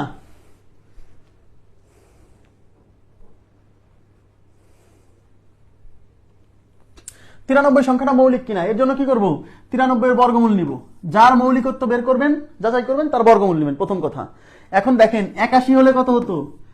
9 হতো। 100 হলে 10 হতো, তাই না? 100 হলে 10 হতো। তাহলে 93 কি হবে? 9 পয়েন্ট সামথিং। তার মানে আমার লিমিট হচ্ছে 9। 9 পর্যন্ত মৌলিক কে কে আছে? 2 আছে, 3 আছে, 5 আছে, 7 আছে। তার মধ্যে 2 5 বাদ, 3 আর 7 দিয়ে ভাগ করতে হবে। তাহলে 93কে 3 দিয়ে ভাগ করেন। 3 দ্বারা বিভাজ্যতার সূত্র কি? 9 আর 3 যোগ করলে কত হয়? 12। 12 কি 3 দ্বারা বিভাজ্য? ইয়েস। তার মানে 93 3 দ্বারা বিভাজ্য, তার মানে 93 মৌলিক না। শেষ। দেখছেন? তাহলে আমি গণহারে মুখস্থ করে লাভ নাই ভাই, গণহারে মুখস্থ করে লাভ নাই।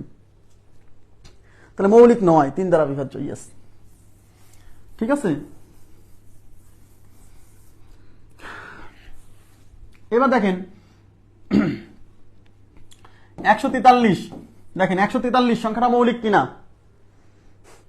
143 সংখ্যাটা মৌলিক কিনা, তাহলে 143 এর মৌলিকত্ব যাচাই করার জন্য আমরা 143 এর বর্গমূল নিব। 143 এর বর্গমূল কত হবে? 143 এর বর্গমূল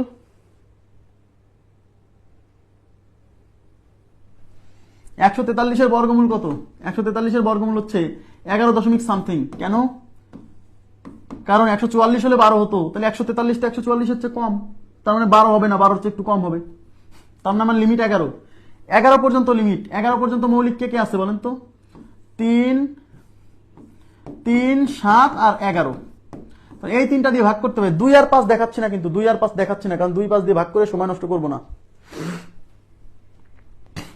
3 দিয়ে ভাগ করেন, তাহলে 143 কে যদি 3 দিয়ে ভাগ করেন, অঙ্কগুলোর সমষ্টি নেন, 1 আর 4 5 আর 3 8, 8 3 দ্বারা বিভাজ্য 9। Okay fine. এবার 7 দিয়ে ভাগ করেন, আমি 7 দিয়ে ভাগ করতে বলছি সরাসরি। 7 দুগুণী 14, থাকলো 3, 3 এর ভেতর 7 যায় না, তার মানে 143, 7 দিয়েও গেল না। এবার 11 দিয়ে ভাগ করেন, হতাশ হওয়া যাবে না কিন্তু। 11 দিয়ে ভাগ করেন, 11 দ্বারা বিভাজ্যতার সূত্র কি? একটার পর একটা, এইটার পরে এইটা নেন। 1 আর 3 যোগ করলে 4, বিয়োগ এই মাঝখানের 4 ইজ ইকুয়াল টু 0। কি বলছিলাম? এই কাজ করে যদি 0 আসে, সেই সংখ্যা 11 দ্বারা বিভাজ্য। ইয়েস, তার মানে 143 11 দ্বারা বিভাজ্য। যেহেতু 11 দ্বারা বিভাজ্য, মৌলিক নয়। 11 দ্বারা বিভাজ্য, মৌলিক নয়। এই যে দেখেন, অনেকে মৌলিক দিচ্ছেন, দেখছেন? তার মানে কিন্তু প্রপারলি নিয়মটা বুঝতে পারতেছেন না। হ্যাঁ, শেষ পর্যন্ত চেক করতে হবে। 3 এ মেলে নাই, 7 এ মেলে নাই, মৌলিক মৌলিক গন্ধ চলে আসছে, মানে দিবেন। এই যে 11 যে লিমিট, লিমিট জানার না জানলে তো বিপদ। মৌলিক নয়, 11 দ্বারা বিভাজ্য। ওকে, একটু বড় সংখ্যা নিচ্ছি, সমস্যা নাই, একটু বড় সংখ্যা নিচ্ছি।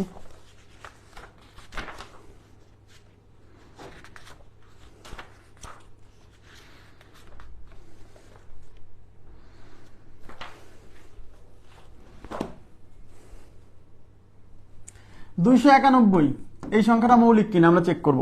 291, বড় সংখ্যা থেকে ভয় পাবেন না, হয়তো 3এই বিভাজ্য হয়ে যায়, এমনও হতে পারে, তাই না? তো 291 বর্গমূল কত হবে? এবার যদি না বোঝেন, 289 বর্গমূল 17। দেখছেন, এগুলা মাথায় ঠুটস্থ থাকতে হবে। 289 যদি 17 হয়, তাহলে 291 17 দশমিক সামথিং, তার মানে আমার লিমিট হলো 17। তাহলে 17 পর্যন্ত মৌলিক কে কে আছে? 3, 7, 11, 13, 17। তাহলে প্রথমে 3 দিয়ে ভাগ করেন, 291 কে 3 দিয়ে ভাগ করেন, 3 দ্বারা বিভাজ্যতার সূত্রে অ্যাপ্লাই করেন। 2 আর 9 11, 11 আর 1 12, 12 3 দ্বারা বিভাজ্য। ইয়েস, তার মানে 291 3 দ্বারা বিভাজ্য। তাহলে প্রথমেই বাদ করে গেছে, 3এই বাদ করে গেছে। ভাই, এগুলো লাগে নাই, আপনাকে পরীক্ষা এত ঝামেলায় ফেলবে না। বড় সংখ্যা দিলেও দেখা যাবে হয় 3 এ বা 7 এ, মানে খুব কাছাকাছি বিভাজ্য হয়ে গেছে। ঠিক আছে, সবসময় যে একদম কাছাকাছি হবে ব্যাপারটা এরকমও না। ধরেন 269,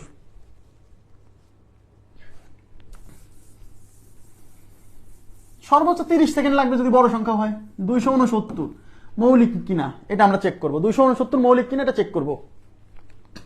এর জন্য 269 এর বর্গমূল, 269 এর বর্গমূল নিব কত বলেন? 16 স্কোয়ার 256, মানে 256 হলে 16 দশমিক সামথিং হতো, সরি 16 হতো। তাহলে 269 256 একটি বড়, তার মানে 16 দশমিক সামথিং। তার মানে আমার লিমিট হলো 16। 16 পর্যন্ত মৌলিক কে কে আছে? 3, 7, 11, 13, ব্যাস এইগুলা দিয়ে ভাগ করতে হবে। তাহলে 269 কে প্রথমে 3 দিয়ে ভাগ করব। তাহলে 3 দ্বারা বিভাজ্যতার সূত্র কি? যোগ করেন, 2 আর 6 8, 8 9 17। 17 কি 3 দ্বারা বিভাজ্য? না, তার মানে 269 3 দ্বারা গেল না। এবার 7 দিয়ে, আমি 7 দিয়ে কি ম্যানুয়ালি চেক করতে বলছি। 3 7 21, 3 7 21 থাকলো 5, 5 এর পরে 9 মানে 59, 27 56, 59 কি 7 দিয়ে যায়? যায় না, তার মানে এটা 7 দিয়েও গেল না, 7 দিয়েও গেল না। এবার 11, তাহলে 269 কে 11 দিয়ে ভাগ করব। 11 দ্বারা বিভাজ্যতা কি? 11 দ্বারা বিভাজ্যতা হচ্ছে একটার পর একটা, 2 আর 9 11 মাইনাস 6 কত আসতেছে? 5, 5 কি 11 দ্বারা বিভাজ্য? না, তার মানে এটা 11 দিয়েও গেল না। এবার লাস্ট 13, 13 দ্বারা বিভাজ্যতা মনে আছে? লাস্টে 4 দিয়ে গুণ, লাস্টে 4 দিয়ে গুণ, 4 9 36, সেই 36 সামনে যোগ, 6 6 12 12 2 3 2 5 আর 1 6 62।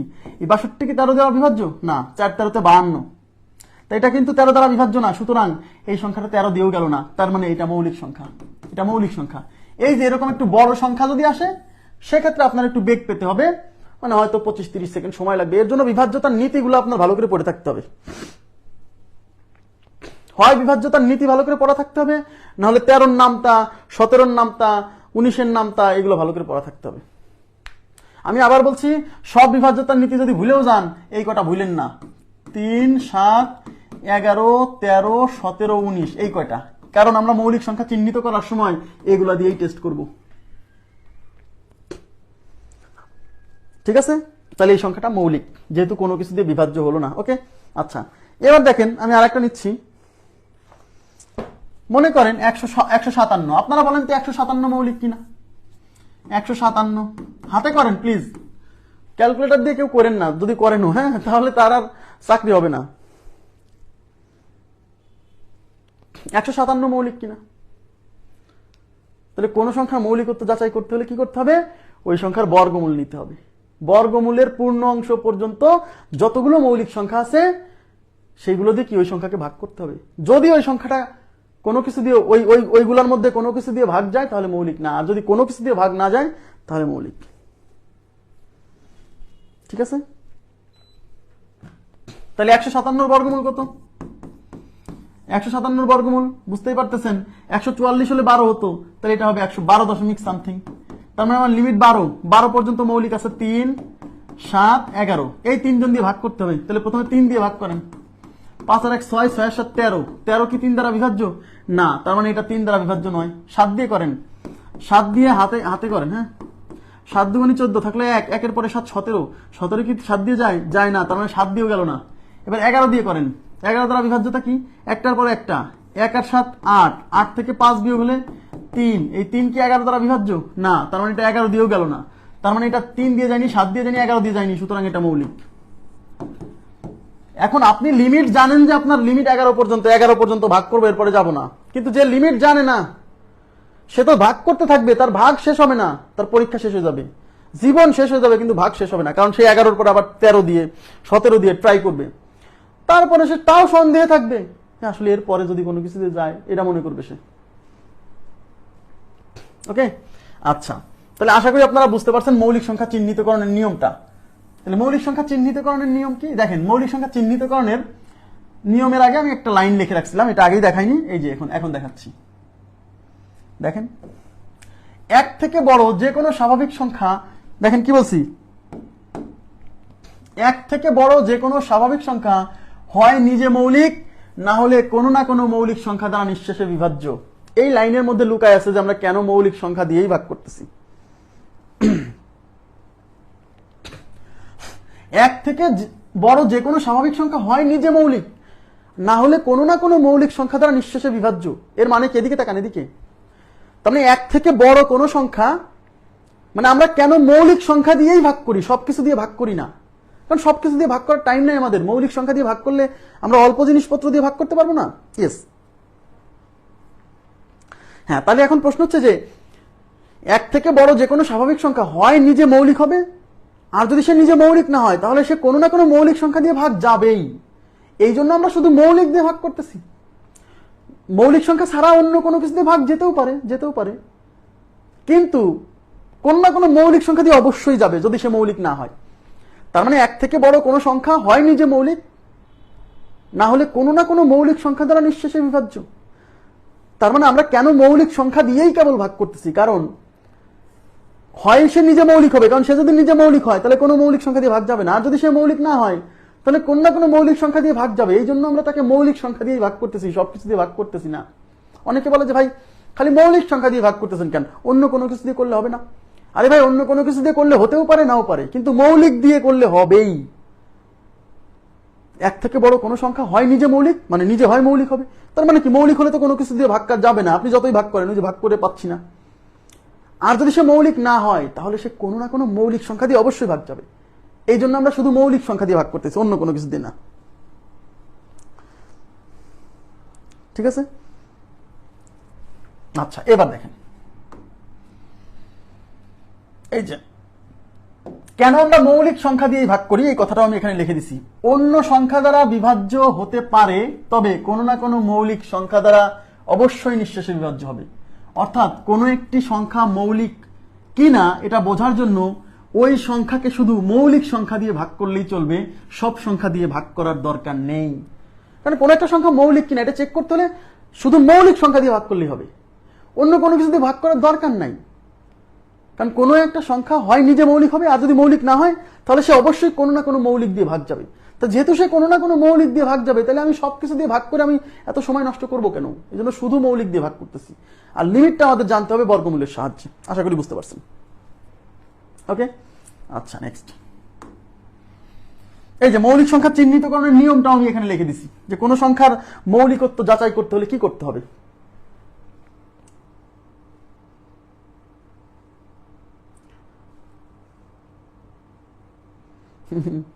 সবই পড়তে হবে, খালি বাংলা ইংলিশ মানে শুধু অঙ্ক পড়লে হবে না, হ্যাঁ সব পড়তে হবে। আচ্ছা এবার দেখেন, মৌলিক সংখ্যা চিহ্নিতকরণের নিয়ম, যে সংখ্যার মৌলিকত্ব যাচাই করতে হবে তার বর্গমূলের পূর্ণ অংশ, মানে যার মৌলিকত্ব যাচাই করব সেই সংখ্যার বর্গমূলের পূর্ণ অংশ বা তার নিচের যতগুলো মৌলিক সংখ্যা আছে সেগুলো দ্বারা উক্ত সংখ্যাকে ভাগ করতে হবে। হ্যাঁ, যদি উক্ত সংখ্যাটি একটিও মৌলিক সংখ্যা দ্বারা নিঃশেষে বিভাজ্য হয় তবে মৌলিক হবে না, মানে সে যদি কোনো কিছু দিয়ে বিভাজ্য হয় তাহলে মৌলিক হবে না। আর যদি উক্ত সংখ্যাটি কোনো মৌলিক সংখ্যা দ্বারা বিভাজ্য না হয় তবে সেই সংখ্যাটি মৌলিক হবে। আশা করি বুঝতে পারছেন, নিয়ম আমি লিখে দিছি। আরে ভাই টাইম কমালে কি মানে পড়ায় একটা জিনিস শুরু করলে শেষ করা লাগে না? না আমি মাঝখান থেকে 1.5 ঘন্টা হয়ে গেছে ছেড়ে দিলাম, অথচ মানে রিলেভেন্ট একটা টপিক, প্রাসঙ্গিক একটা টপিক চলতেছে, তখন আমি ছাড়বো কিভাবে? ক্লাস তো 1 ঘন্টা 20 মিনিটেও শেষ হতে পারে, দেখা গেল যে আমি পড়াইছি, পড়ানো শেষ হয়ে গেছে 1 ঘন্টা 20 মিনিট, তখনই ছেড়ে দিব। এত মানে ছেড়ে দেন করলে তো আপনি শিখতে পারবেন না। শিখতে হলে একটু পেশেন্ট রাখতে হবে। হ্যাঁ, এইবার হচ্ছে গাণিতিক সমস্যা। আচ্ছা গাণিতিক সমস্যা করার আগে আমার আরো কিছু পড়ানো আছে, দেখেন আর অনেক পড়ানো আছে গাণিতিক সমস্যা পড়ানোর আগে।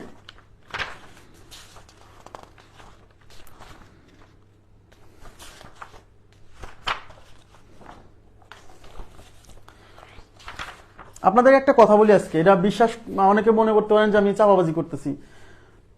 আমি আপনাদের মানে বছরে আমি একটা ব্যাচই পড়াই, জানেন, একটা ব্যাচই পড়াই, এবং আমি ওভারল্যাপিং করে সাধারণত 2টা ব্যাচের ক্লাস রাখি না, যে এইটা ক্লাস করে আবার পরে আর একটা ক্লাস নিব, মানে 9টা থেকে 10টা 10টা থেকে 11টা এরকম রাখি না। কেন? মনে করেন আমি একটা টপিক পড়াচ্ছি, সেই টপিকটা এমন একটা পর্যায়ে আসছে যে শেষ হলো না, মানে আমার আরো 10 মিনিট 15 মিনিট টানতে হবে, এরপরে যদি আরেকটা ব্যাচ থাকে তাহলে তো আমাকে ওই সময় ছেড়ে দিতে হবে। এই জন্য আমি একদিনে 2টা ব্যাচ রাখি না, সাধারণত রাখলেও মাঝখানে আধা ঘন্টা 40 মিনিট গ্যাপ রাখি, যাতে যদি টাইম লাগেও সেটা যেন কভার করা যায়। কিন্তু আপনাদের ধৈর্য নাই অনেকের, এরকম করলে হবে না, একটু বেশি পড়তে হবে। আচ্ছা, এই যে আমরা মৌলিক সংখ্যা চিহ্নিতকরণের নিয়ম শিখলাম না, দেখেন এই মৌলিক সংখ্যা চিহ্নিতকরণের এই নিয়মটাকে বলে, এদিকে তাকান, এখন বাস্তব জীবনের সাথে মিলাই দিব। এই মৌলিক সংখ্যা চিহ্নিতকরণের নিয়মটা এখন বাস্তব জীবনের সাথে মিলাই দিব। মৌলিক সংখ্যা চিহ্নিতকরণের এই নিয়মটাকে বলে কাকে কাকের মাংস খায় না। সবাই মনোযোগ দেন, কাকে কাকের মাংস খায় না। মৌলিক সংখ্যা চিহ্নিতকরণের এই নিয়মকে বলে কাকে কাকের মাংস খায় না। এখন প্রশ্ন হচ্ছে কাকে কাকের মাংস খায় না, এটা একটা প্রবাদ, বুঝছেন? এটা একটা প্রবাদ, মানে এটা অ্যাকচুয়ালি কি? এটা আসলে কি? কাক তার স্বজাতির মাংস খায় না। কাক তার স্বজাতির মাংস খায় না মানে কাকের অন্য একটা কাকের মাংস মরে থাকলেও খাবে না, যদি এক্সট্রিম লেভেলের ক্ষুধার্ত না হয়, তাহলে কাকে কাকের মাংস খায় না, স্বজাতির মাংস খায় না। হ্যাঁ, আচ্ছা মনে করেন, একটু এদিকে তাকান, মনে করেন কোন একটা জায়গায় 4টা পাখি মরে পড়ে আছে, 4টা পাখি মরে পড়ে আছে এক জায়গা। সেই 4টা পাখির মধ্যে মনে করেন যে একটা একটা একটা একটা মনে করেন যে ঘুঘু আছে, একটা দোয়েল আছে। দেখেন ঘুঘু আছে একটা, দোয়েল আছে একটা, শালিক আছে একটা, আর হচ্ছে কাক আছে একটা। এই চারটা ডেড বডি মৃত পাখি, 4টা মৃত পাখি এক জায়গা পড়ে আছে। রোদ হইছে, বৃষ্টি হইছে, 2-3 দিন পার হয়ে গেছে মরার পরে। এখন গায়ে কোনো লোম নাই, পাখির গায়ে কোনো লোম নাই, খালি 4টা মাংসপিণ্ড পড়ে আছে। এখন আপনাকে কেউ ওই 4টা মাংসপিণ্ড এনে বললো যে ভাই এই 4টা মাংসপিণ্ডের মধ্যে একটা কাক আছে, তুমি বলো তো কোনটা কাক। তাহলে আপনার কিন্তু রাগ হয়ে যাবে, শুনেই রাগ হয়ে যাবে, কিরে আরে ভাই কোনো মাংস কোনো লোম নাই, গায়ে কিছু নাই, দেখে আমি কি করে বুঝবো কোনটা কাক? কিন্তু আপনি যদি একটু সহজ সরল না হয় যদি একটু চালাক হন, তাহলে কি করবেন জানেন? তাহলে আপনি এই 4টা ডেড বডি মাংসপিণ্ড আপনি নিয়ে কিছু কাকের সামনে ছেড়ে দিবেন, কিছু জীবন্ত কাকের সামনে ছেড়ে দিবেন। এবার ওই কাকগুলা এসে এই 4টা মাংসপিণ্ডের মধ্যে 3টা মাংসপিণ্ড খেয়ে ফেলবে, একটা মাংসপিণ্ড খাবে না। যে মাংসপিণ্ডটা খাবে না না খেয়ে চলে যাবে, ওইটাই হলো কাক। কেন? কাকে কাকের মাংস খায় না। আপনি চিনতে পারেন নাই, কিন্তু ওরা তার স্বজাতির চিনছে যে এটা হলো আমার স্বজাতি কাক, এটা খাওয়া যাবে না। ওরা অন্য 3টা মাংসপিণ্ড খেয়ে চলে যাবে, আর একটা মাংসপিণ্ড রেখে যাবে। ওই মাংসপিণ্ড তুলে এনে আপনি বলবেন এইটাই কাক। এবার তুমি ডিএনএ টেস্ট করে দেখো যে এটা কাক কিনা। কথা কি বুঝতে পারছেন? তার মানে কাকে কাকের মাংস খায় না, মৌলিক সংখ্যা মৌলিক সংখ্যাকে ভাগ করে না। এবার দেখেন, তাহলে আমি একটা এক্সাম্পল নিচ্ছি। নিচের কোন সংখ্যাটি মৌলিক? সবাই একটু তাকান। আমরা এই মৌলিক সংখ্যাকে কাক ধরবো। মৌলিক সংখ্যা ইজ ইকুয়াল টু কাক। দেখেন, জিনিসটা রিলেট করতে পারবেন। হ্যাঁ, মৌলিক সংখ্যা ইজ ইকুয়াল টু কাক। মৌলিক সংখ্যা ইজ ইকুয়াল টু কাক মানে মৌলিক সংখ্যা হলো কাক। নিচের কোন সংখ্যাটি মৌলিক? নিচের কোন সংখ্যাটি মৌলিক? 1 number option 141, 2 number option 143, 3 number option 147, 4 number option 149। নিচের কোনটি মৌলিক সংখ্যা? এখন আমরা মৌলিক সংখ্যার পরিচয় কি দিছি? কাক। তাহলে মৌলিক সংখ্যা হলো একটা পাখি, কাক।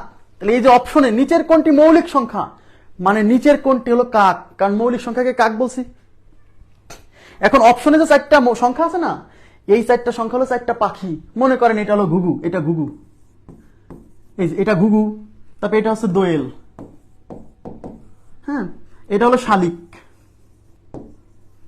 আর এটা হলো কাক। আমরা আগে থেকেই জানি। হ্যাঁ, তার মানে এই 4টা সংখ্যা, এই 4টা সংখ্যা হলো 4টা পাখি। তার মধ্যে মৌলিক সংখ্যার পরিচয় হলো কাক। তাহলে নিচের কোন সংখ্যাটি মৌলিক মানে নিচের কোন সংখ্যাটি কাক। এইবার আপনি কি করবেন? এদিকে তাকান, এদিকে।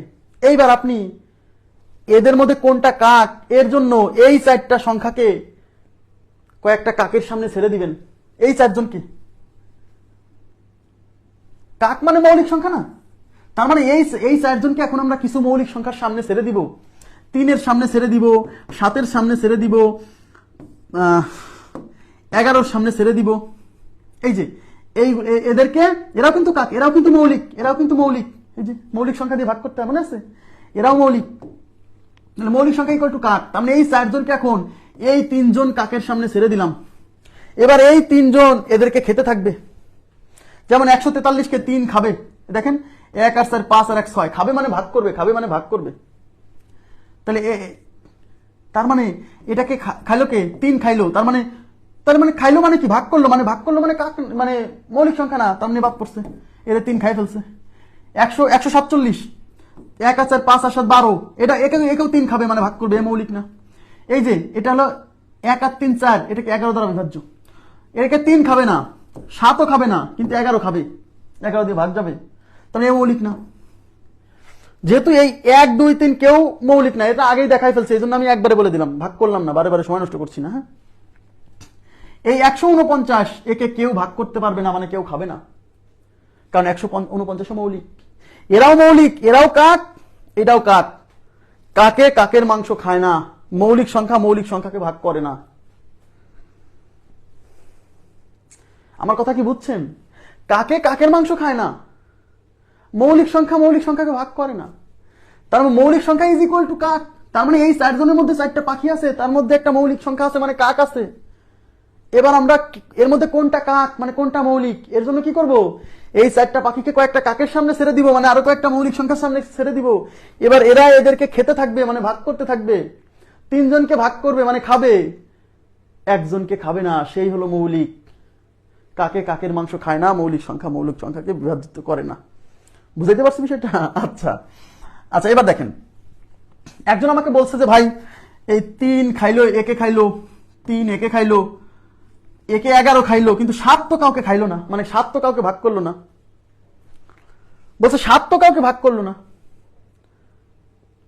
তাহলে 7 কাউকে খাইলো না। খাইলো না তো কি হয়েছে? 7-এর ক্ষুধা নাই, ও হয়তো আগে থেকে খাই আসছে, হতে পারে না এরকম।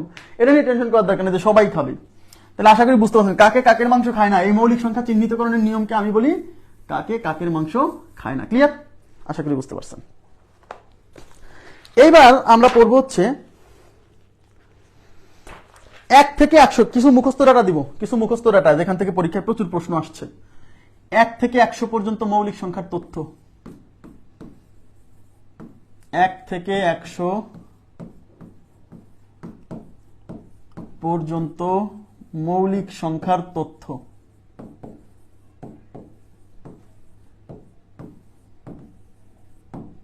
এক থেকে 100 পর্যন্ত মৌলিক সংখ্যার তথ্য। সবাই মনোযোগ দেন। 7 147কে খায়, কিভাবে খায়? 147কে 7 দ্বারা বিভাজ্য। 7 4 1 ও আচ্ছা, তাই তো। হ্যাঁ, 7 দ্বারা বিভাজ্য। ওকে আগে 3 আগে খাইয়ে ফেলছে, এই জন্য 7 পর্যন্ত যাই নাই। ওকে আগে 3 খাইয়ে ফেলছে, এই জন্য 7 পর্যন্ত আমরা যাই নাই। হ্যাঁ, এটা 7 দ্বারা বিভাজ্য, রাইট।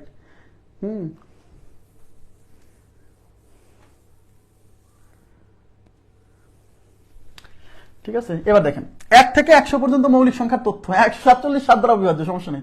3 দিয়ে বিভাজ্য গেছে তো আমি আর ওই পর্যন্ত যাইনি, বুঝছেন? দেখেন 4 4 2 2 3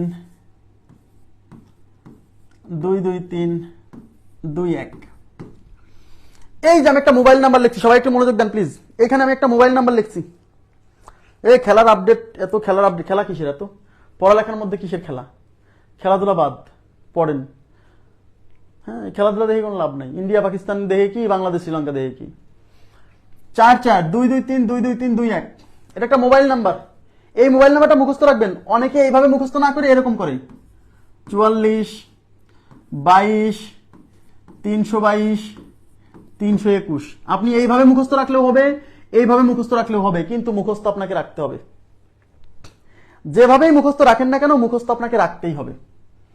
তবে আমি এইটা প্রিফার করি 44। দেখেন কেন প্রিফার করি? 223 সংখ্যাটা দুইবার রিপিট হয়েছে। 223 সংখ্যাটা দুইবার রিপিট হয়েছে, দেখেন 223 মনে রাখা সহজ, কিন্তু অনেকে ঢালাভাবে পড়ে, একদম পুরো সংখ্যাটা একত্র করে পড়ে না, এরকম সেপারেট করে পড়বেন। দেখছেন? তাহলে 44 এর পরে 223 223 21। অথবা আপনি এইভাবে পড়েন, দেখেন 44 44 এর অর্ধেক 22, এই যে এইটুক নিছি। তারপর 322 মানে এই যে এইটুক নিয়ে 322 বানাইছি, দেখছেন? তারপর 321 মানে এই যে 321, মানে এইটা আর এইটা একই। অনেকে বলে যে ভাই আমার কাছে এটা সহজ কেন? বলছে 44 এর অর্ধেক 22, তারপর 322 আর 321 দুইটা ক্রমিক সংখ্যা। আমি কইছি ভাই যেভাবেই পারেন মনে রাখেন, খালি মনে রাখেন। এখন এটা একটা মোবাইল নাম্বারের মতো মনে রাখেন। জীবনে তো অনেক মোবাইল নাম্বার মুখস্থ করছেন, করেন নাই? আর একটা মোবাইল নাম্বার করেন মুখস্থ, সমস্যা কি? বলছে ভাই এই নাম্বারে কি কল যাবে? না, এই নাম্বার, এটা মোবাইল নাম্বারে কল যাবে না, কিন্তু পরীক্ষার হলে এই নাম্বার কাজে লাগবে। কি কাজে লাগবে দেখেন, সবাই এবার মনোযোগ দেন। এই মোবাইল নাম্বারটা আসলে কিসের মোবাইল নাম্বার? এটা আমি মোবাইল নাম্বার কেন বলছি দেখেন। 4 4 2 2 3 2 2 3 2 1।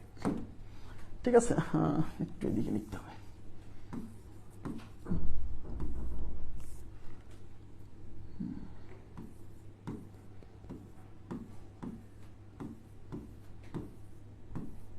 আচ্ছা, এই যে প্রত্যেকটা ডিজিট না, এই প্রত্যেকটা ডিজিট হচ্ছে প্রতি 10 ইন্টারভালের মধ্যে কয়টা মৌলিক সংখ্যা আছে সেটা আপনাকে বোঝাবে। এই প্রতি এই 4, এই যে 4 না, একটু তাকান, একটু তাকান।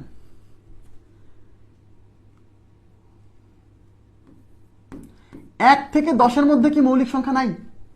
1 থেকে 10-এর মধ্যে কি মৌলিক সংখ্যা নাই? আছে। এই ডিজিটটা বোঝাবে যে এইটা দ্বারা বোঝাবে যে 4টা মৌলিক সংখ্যা আছে। এই জন্য এইগুলো হচ্ছে প্রতি 10 ইন্টারভালের মধ্যে কয়টা মৌলিক সংখ্যা আছে তাই বোঝাচ্ছে। তাহলে 1 থেকে 10-এর মধ্যে মৌলিক সংখ্যা আছে 4টি। ঠিক আছে, এইটা হচ্ছে 10-এর পরে কত? 11 থেকে 20। 11 থেকে 20-এর মধ্যে মৌলিক সংখ্যা নাই, এইটা বোঝাবে যে 11 থেকে 20-এর মধ্যে কয়টা আছে? 4টা। এইবার এটা বোঝাচ্ছে 21 থেকে 30-এর মধ্যে মৌলিক সংখ্যা আছে 2টা। এইবার এই 2 দ্বারা বোঝাচ্ছে 31 থেকে 40-এর মধ্যে মৌলিক সংখ্যা আছে 2টা। এই 3 দ্বারা বোঝাচ্ছে 41 থেকে 50-এর মধ্যে মৌলিক সংখ্যা আছে 3টা। এই 2 দ্বারা বোঝাচ্ছে 51 থেকে 60-এর মধ্যে মৌলিক সংখ্যা আছে 2টা। এই 2 দ্বারা বোঝাচ্ছে 61 থেকে 70-এর মধ্যে মৌলিক সংখ্যা আছে 2টা। এই 3 দ্বারা বোঝাচ্ছে 71 থেকে 80-এর মধ্যে মৌলিক সংখ্যা আছে 3টা। এই 2 দ্বারা বোঝাচ্ছে 81 থেকে 90-এর মধ্যে মৌলিক সংখ্যা আছে 2টা। এই 1 দ্বারা বোঝাচ্ছে 91 থেকে 100-এর মধ্যে মৌলিক সংখ্যা আছে 1টা। ওকে, এবার তাকান। এইবার আমরা শুরু করছিলাম কত থেকে? 1 থেকে যাত্রা শুরু করছিলাম, শেষ করছি কততে? 100-তে। তার মানে 1 থেকে 100 পর্যন্ত মোট কতটা মৌলিক সংখ্যা আছে এইগুলা যোগ করলে পাবেন। এই যে এই সংখ্যাগুলো যোগ করবেন, এই সবগুলো যোগ করলে দেখবেন আসবেন 25টা। তার মানে 1 থেকে 100 পর্যন্ত মৌলিক সংখ্যা আছে 25টা। ঠিক আছে, 1 থেকে 100 পর্যন্ত মৌলিক সংখ্যা আছে 25টা। এই ডাটাটা অনেকবার পরীক্ষা আসছে যে 1 থেকে 100 পর্যন্ত মৌলিক সংখ্যা কতটি, 25টা। মুখস্থ রাখতে হবে। এখন প্রশ্ন হচ্ছে যে এটা মুখস্থ রেখে আমার লাভ কি? এটা লাভ আছে। পরীক্ষায় কোশ্চেন আসছে ইদানিং, একটু তাকাবেন প্লিজ। পরীক্ষায় ইদানিং কোশ্চেন আসছে 1 থেকে 50 পর্যন্ত মৌলিক সংখ্যা কতটি। এখন আপনি কি 1 থেকে 50 পর্যন্ত মৌলিক সংখ্যা কতটা এখন কি গুনবেন? 2 3 5 7, তারপর হচ্ছে কত 11 13 17 19, তারপর হচ্ছে 23 29, এরকম গুনতে থাকলে মাথা তো পরীক্ষার হলে এমনি গরম থাকে, তাই না? দেখা যাবে যে একজনকে বাদ দিয়ে চলে গেছে, একজনকে বাদ রেখে চলে গেছেন গুনে গুনে। আবার এমন হতে পারে যে একজন মৌলিক না, তারা গুনে নিয়ে চলে গেছেন। দুটাই ঘটতে পারে। সেখান থেকে আপনাকে পরিত্রাণ দেবে এই নাম্বারটা, এই মোবাইল নাম্বার। আপনি 1 থেকে 50 পর্যন্ত, তাহলে এইটুক তো 1 থেকে 10, এটা কি 10 থেকে 20, এটা 20 থেকে 30, 30 থেকে 40, 40 থেকে 50। তার মানে এইটুক যদি যোগ করে দেন তাহলেই তো 1 থেকে 50 পর্যন্ত কয়টা মৌলিক সংখ্যা আছে পেয়ে গেলেন। তাহলে আপনার কিন্তু মাথার উপর চাপ পড়লো না। বোঝা গেছে বিষয়টা? তার মানে 4 4 8 আর 2 10 আর 2 12 আর 3 15। তার মানে 1 থেকে 50 পর্যন্ত মৌলিক সংখ্যা আছে 15টা। পরীক্ষায় আসছে এরকম যে 30 থেকে 70 পর্যন্ত মৌলিক সংখ্যা কয়টা আছে তাকান। বলবো সব বলবো, বাদ যাবে না একটি শিশু, সবাই পাবে পোলিও টিকা। মানে বাদ যাবে না একটি অঙ্ক, সব আমি করে দিব, একটু সময় দিবেন। 30 থেকে 70 পর্যন্ত কয়টা মৌলিক সংখ্যা আছে? তাহলে 30 থেকে 70 কোনটা? এটা হলো 1 থেকে 10, 10 থেকে 20, 20 থেকে 30, আমার লাগবে 30-এর পর থেকে। তাহলে 30 থেকে 40, 40 থেকে 50, 50 থেকে 60, 60 থেকে 70। মানে এই কয়টা ডিজিট যোগ করলে আমি পাবো 30 থেকে 70 পর্যন্ত কয়টা? 2 আর 3 5 আর 2 7 আর 2 9টা। তার মানে 9টা সংখ্যা আছে।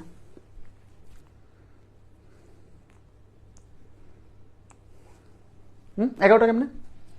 2 আর 3 5 আর 2 7 আর 2 9টা। 9টা 11টা কিভাবে হলো? 30 থেকে 40 না, 30 থেকে 70 না, 1 থেকে 10, 10 থেকে 20, 20 থেকে 30, এই পর্যন্ত নেওয়া যাবে না। 30-এর পর থেকে, তাহলে 30 থেকে 40, 40 থেকে 50, 50 থেকে 60, 60 থেকে 70।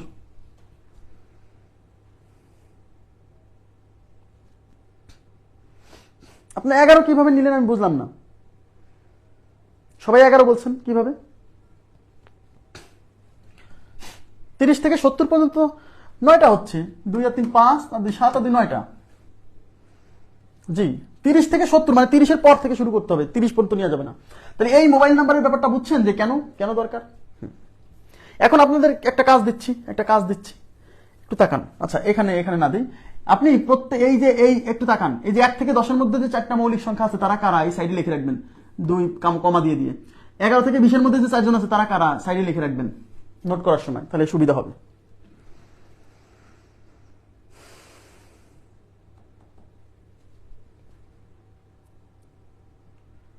আচ্ছা, এবার দেখেন, তাহলে 1 থেকে 100 পর্যন্ত মৌলিক সংখ্যার ইনফরমেশন কিন্তু আমি বুঝালাম। এবার 100 থেকে 200 পর্যন্ত মৌলিক সংখ্যার তথ্য। কারণ এই যারা প্রশ্ন করে এরা বুঝে গেছে যে এরা একটা মোবাইল নাম্বার মুখস্থ করছে 1 থেকে 100 পর্যন্ত। এই জন্য এখন 1 থেকে 100 পর্যন্ত কোশ্চেন আসা কমে গেছে, এবার আসতেছে 100 থেকে 200। 100 থেকে 200-র ইনফরমেশন আমরা আর একটা মোবাইল নাম্বার তৈরি করছি। ঠিক আছে, আমরা আপডেট হবে, আমরাও আপডেট হবো, সমস্যা নাই। তাহলে আমরা 100 থেকে 200 পর্যন্ত মৌলিক সংখ্যার তথ্য, 100 থেকে 200 পর্যন্ত মৌলিক সংখ্যার তথ্য।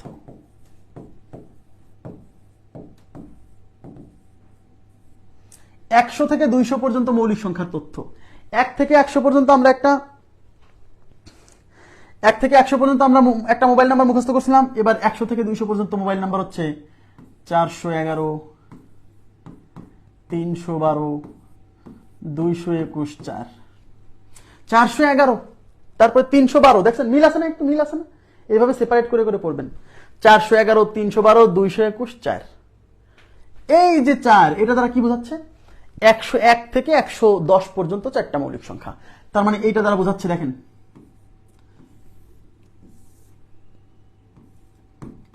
101 থেকে 110 পর্যন্ত মৌলিক সংখ্যা 4টি। 111 থেকে 120 পর্যন্ত এই যে এই সংখ্যাটা বোঝাচ্ছে একটি, ঠিক আছে। 121 থেকে 130 পর্যন্ত এই সংখ্যা বোঝাচ্ছে যে একটি। 131 থেকে 140 পর্যন্ত এই সংখ্যা বোঝাচ্ছে যে তিনটি, ঠিক আছে। 141 থেকে 150 পর্যন্ত এই সংখ্যা বোঝাচ্ছে যে একটি, সেই একটা কিন্তু 149, আমরা একটু আগে টেস্ট করে আসছি। হ্যাঁ, 151 থেকে 160 পর্যন্ত মৌলিক সংখ্যা আছে দুইটি। আরে 151 থেকে 160 যে এখন ভুল হয়েছে। এবার 161 থেকে 170 পর্যন্ত মৌলিক সংখ্যা আছে দুইটি। এবার 171 থেকে 180 পর্যন্ত মৌলিক সংখ্যা আছে দুইটি। 181 থেকে 190 পর্যন্ত মৌলিক সংখ্যা আছে একটি। 191 থেকে 200 পর্যন্ত মৌলিক সংখ্যা আছে চারটি। তাহলে এখানে কাভার হয়েছে কত থেকে কত? আচ্ছা, এই নাম্বার এখানে কাভার হচ্ছে কত থেকে? 101 থেকে 200 পর্যন্ত। তাহলে 101 থেকে বা 100 থেকে 200 পর্যন্ত কতগুলো মৌলিক সংখ্যা আছে কিভাবে পাবো? এই সবগুলো যোগ করবেন।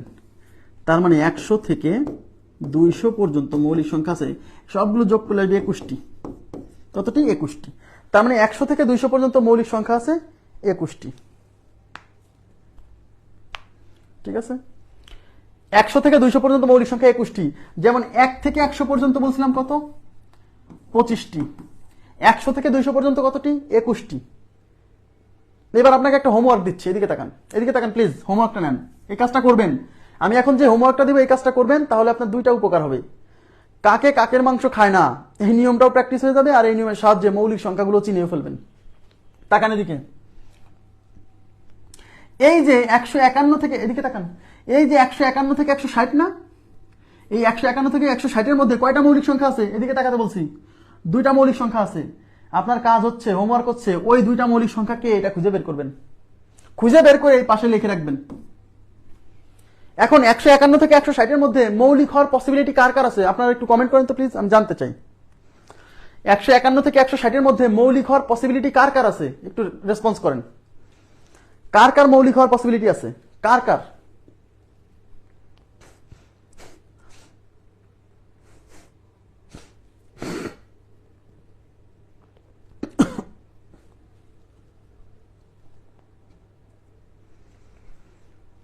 দেখেন, 151 থেকে 160 এর মধ্যে আগে প্রপার নিয়ম বোঝেন।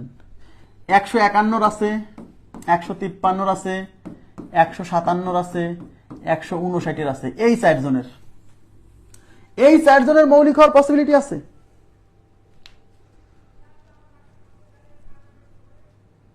এই 4 জনের মৌলিক হওয়ার পসিবিলিটি আছে, কারণ আমরা পড়ছি একটু আগে জোড় সংখ্যাগুলো মৌলিক হতে পারে না, তাই 151 থেকে 160 এর মধ্যে যে জোড়গুলো আছে সেগুলো বাদ দিয়ে দিচ্ছি, ওগুলো তো মৌলিক হতেই পারে না। আবার এদের মধ্যে কিন্তু 155 আছে, 155, সেই 155 কেও বাদ দিচ্ছি, কারণ লাস্টে 5 থাকলে সে সংখ্যা 5 দ্বারা বিভাজ্য, মৌলিক হবে না। তার মানে আমার এই 4 জনের মধ্যে 2 জন, এখন আমাকে খুঁজে বের করতে হবে কোন 2 জন, এইটাই আপনার কাজ। তাহলে 151 মৌলিক কিনা, যেমন দেখেন আপনি বলে দিচ্ছি, এই দেখেন 9 আর 5 14 আর 1 15, এই সংখ্যার এই যে অঙ্কগুলো সমষ্টি 15, মানে এটা 3 দ্বারা বিভাজ্য, বাদ। এই দেখেন 5 আর 3 8 আর 1 9, দেখেন 5 আর 3 8 আর 1 9, 9 3 দ্বারা বিভাজ্য, মানে এটা 3 দ্বারা বিভাজ্য। দেখছেন 3 দিয়ে এই দুইটা বাদ পড়ে গেছে, তাহলে এর মধ্যে তো দুইটা আছে, তাই দুইটা পেয়ে গেছি, 151 আর 157। এইবার আপনি সাইডে লিখে রাখলেন 151 157। একইভাবে আপনি 181 থেকে 190, এদিকে তাকান, 181 থেকে 190 এর মধ্যে আছে একটা, আপনার কাজ হচ্ছে খুঁজে বের করবেন 181 থেকে 190 এর মধ্যে ওই একটা কে। তাহলে 181 থেকে 190 এর মধ্যে পসিবিলিটি কার কার? 181 আছে, 183 আছে, 187 আছে, 189 আছে, এই 4 জন। এখন এই 4 জনের মধ্যে একজন হচ্ছে মৌলিক, সে কে খুঁজে বের করতে হবে। কাকে কাকের মাংস খায় না, এই নিয়ম দিয়ে। এখানে লিমিট কত হবে বলেন তো, আপনারা বলেন তো প্লিজ, কাইন্ডলি রেসপন্স করেন তো। এখানে লিমিট কত হবে বলেন তো, এখানে লিমিট কত, মানে ভাগ করার লিমিট কত, এখানে ভাগ করার লিমিট কত? এই যে বাদ পড়ছে 8 আর 3 11 আর 1 12, এ 3 দ্বারা বিভাজ্য, বাদ পড়ছে। দেখছেন 9 আর 8 17 আর 1 18, এও 3 দ্বারা বিভাজ্য, 3এই বাদ পড়ে গেছে 2 জন।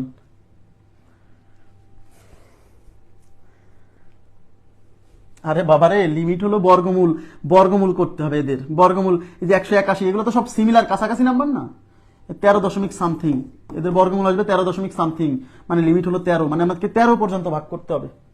13 পর্যন্ত মৌলিক আছে 3, 7, 11, 13, তার মধ্যে 3 দিয়ে এই দুজন বাদ পড়ে গেছে। এখন দেখেন 3 81 3 দিয়ে যায় কিনা, 8 আর 1 9 আর 1 10, 10 3 দ্বারা বিভাজ্য না। এবার 7 দিয়ে দেখেন, 7 দিয়ে ভাগ করতে হলে 81 কে 7 দিয়ে ভাগ করেন, 7 দুগুণে 14, থাকলো হচ্ছে 4, 4 এর পর 1 41, 7 দিয়ে যায় না।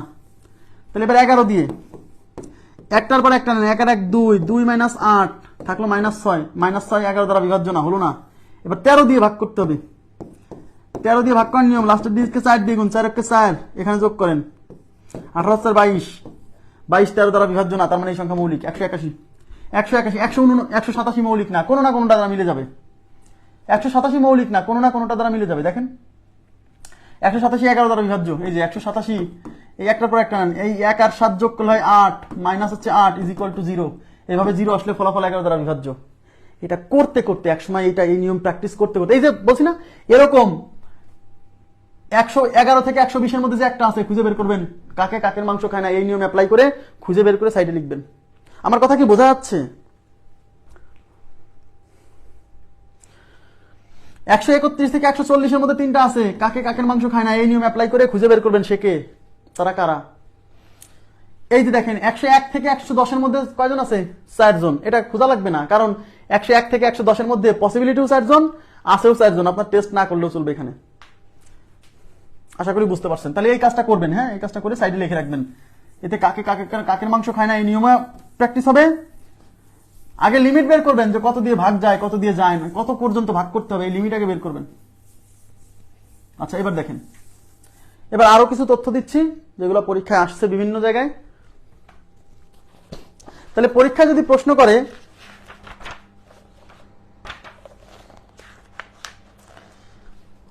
তাহলে 1 থেকে 100 পর্যন্ত মৌলিক সংখ্যা 25টা, 1 থেকে 100 পর্যন্ত মৌলিক সংখ্যা 25টা, 100 থেকে 200 পর্যন্ত মৌলিক সংখ্যা 21টা। পরীক্ষায় যদি প্রশ্ন করে 1 থেকে 200 পর্যন্ত কয়টা বলেন তো? 1 থেকে 200 পর্যন্ত কয়টা?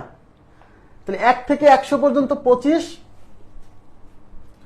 25, আর 100 থেকে 200 পর্যন্ত 21, তাহলে 25 আর 21 যোগ করলে কয়টা? 46টা। তার মানে 1 থেকে 200 পর্যন্ত যদি বলে তাহলে উত্তর হচ্ছে 46টা। উত্তর কত? 46টা। ভাই নোট দেই কখন? নোট দেই হচ্ছে 24 ঘন্টা পরে। 24 ঘন্টা হবে এই ক্লাস শেষে, ক্লাসের শেষে নোট পাবেন, একটু ধৈর্য ধরতে হবে। তাহলে আমি ইনফরমেশন লিখে দিচ্ছি। 1 থেকে 200, 1 থেকে 200 পর্যন্ত মৌলিক সংখ্যা ইজ ইকুয়াল টু 46টা। কেন 46? 1 থেকে 100 25, 100 থেকে 200 21, তাহলে 1 থেকে 200 হবে 25 যোগ 21 46টা। এইভাবে মনে রাখতে পারেন, আলাদা করে মুখস্থ না রাখে। 200 থেকে 300 পর্যন্ত, 200 থেকে 300 পর্যন্ত মৌলিক সংখ্যা হচ্ছে 16টা। 300 থেকে 400 পর্যন্ত মৌলিক সংখ্যা 16টা। 300 থেকে 400 পর্যন্ত মৌলিক সংখ্যা 16টা। 400 থেকে 500 পর্যন্ত মৌলিক সংখ্যা 17টা। ঠিক আছে? আর একটা মনে রাখবেন, সেটা হচ্ছে 1 থেকে 500 পর্যন্ত। 1 থেকে 500 পর্যন্ত মৌলিক সংখ্যা 95টা। এগুলা আসছে একবার দুইবার করে। আর 1 থেকে 1000 পর্যন্ত, 1000 পর্যন্ত মৌলিক সংখ্যা 168টা। 168টা। এই কয়টা ইনফরমেশন মনে রাখতে পারেন। হ্যাঁ, 1 থেকে 1000 পর্যন্ত, 1000 1 থেকে 1000 পর্যন্ত মৌলিক সংখ্যা 168টা। তারপর আমি আরেকবার চেক করে দিচ্ছি। জি, আরো কিছু ইনফরমেশন এখানে মনে রাখতে হবে, সেটা হচ্ছে, মুছে দিলাম এগুলা, মুছে না দিই, অন্য পেজে নিই।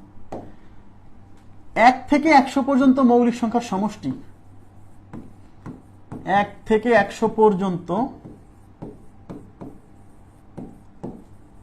মৌলিক সংখ্যার সমষ্টি 1060, 1060, 1060। এটা প্রাইমারি পরীক্ষা আসছে, বিগত সালের প্রশ্ন, সুতরাং মুখস্থ রাখতে হবে। এই 1 থেকে 100 পর্যন্ত মৌলিক সংখ্যার সমষ্টি বা যোগফল, সমষ্টি বা যোগফল মানে 1 থেকে 100 পর্যন্ত যে কয়টা মৌলিক সংখ্যা আছে বলেন তো? 25টা মৌলিক সংখ্যা আছে না? এই 25টা মৌলিক সংখ্যা যদি আপনি বের করে যোগ করেন তাহলে 1060 আসবে, মানে 1060 আসবে। এই প্রশ্নটা যদি আপনার মুখস্থ থাকে তাহলে পরীক্ষার হলে অ্যান্সার করতে যাবেন। আর যদি এই প্রশ্ন মুখস্থ না থাকে যে 1 থেকে 100 পর্যন্ত মৌলিক সংখ্যার যোগফল 1060, তাহলে এই প্রশ্নের উত্তর করতে যাবেন না। কেন?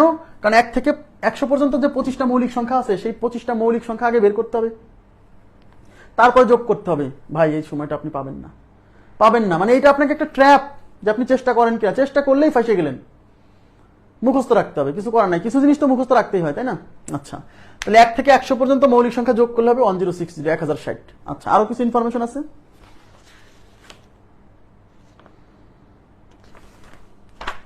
এবার হচ্ছে মৌলিক দ্বিজোট। আচ্ছা, এগুলা দেখাচ্ছি। মৌলিক দ্বিজোট,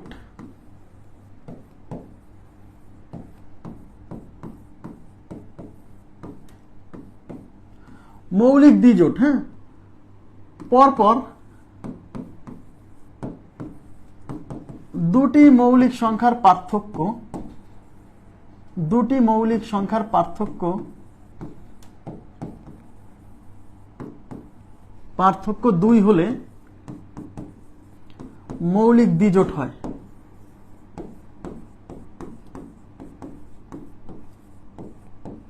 মৌলিক দ্বিজোট হয় পরপর দুটি সংখ্যা, দুটি মৌলিক সংখ্যার পার্থক্য, কিন্তু আবার বলছি যে কোনো সংখ্যা না, পরপর দুইটা মৌলিক সংখ্যার পার্থক্য যদি 2 হয় তাহলে মৌলিক দ্বিজোট হবে। যেমন 3, 5 এটা একটা মৌলিক দ্বিজোট, কারণ 3 আর 5 দুইজনেই মৌলিক এবং এদের মধ্যে পার্থক্য 2, দেখছেন?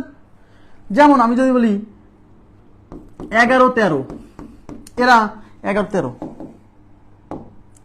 11, 13 এরা মৌলিক দ্বিজোট, কারণ 11 আর 13 দুইজনের মৌলিক এবং এদের মধ্যে পার্থক্য 2।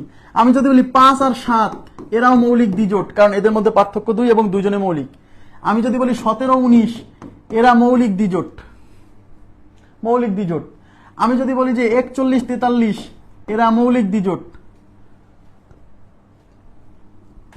আমি যদি বলি 103, 101, 103 এরা মৌলিক দ্বিজোট। মৌলিক দ্বিজোট হতে হলে এই দুইজনকেই মৌলিক হতে হবে, আবার এদের মধ্যে পার্থক্য 2 হতে হবে। এরকম মৌলিক দ্বিজোট আছে অসংখ্য, অসংখ্য মৌলিক দ্বিজোট আছে। হ্যাঁ, 107, 109 এরাও মৌলিক দ্বিজোট।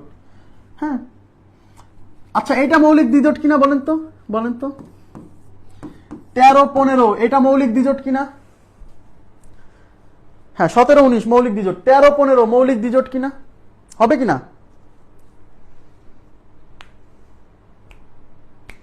এরা কেন মৌলিক দ্বিজোট না বলেন তো? বা মৌলিক দ্বিজোট যদি হয় কেন হবে?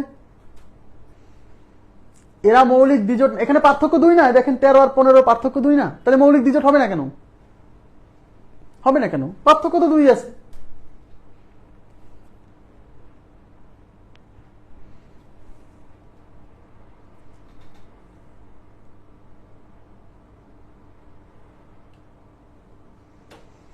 ইয়েস, শুধু পার্থক্য 2 থাকলে হবে না, এদের দুইজনের দুইজনকেই মৌলিক হতে হবে।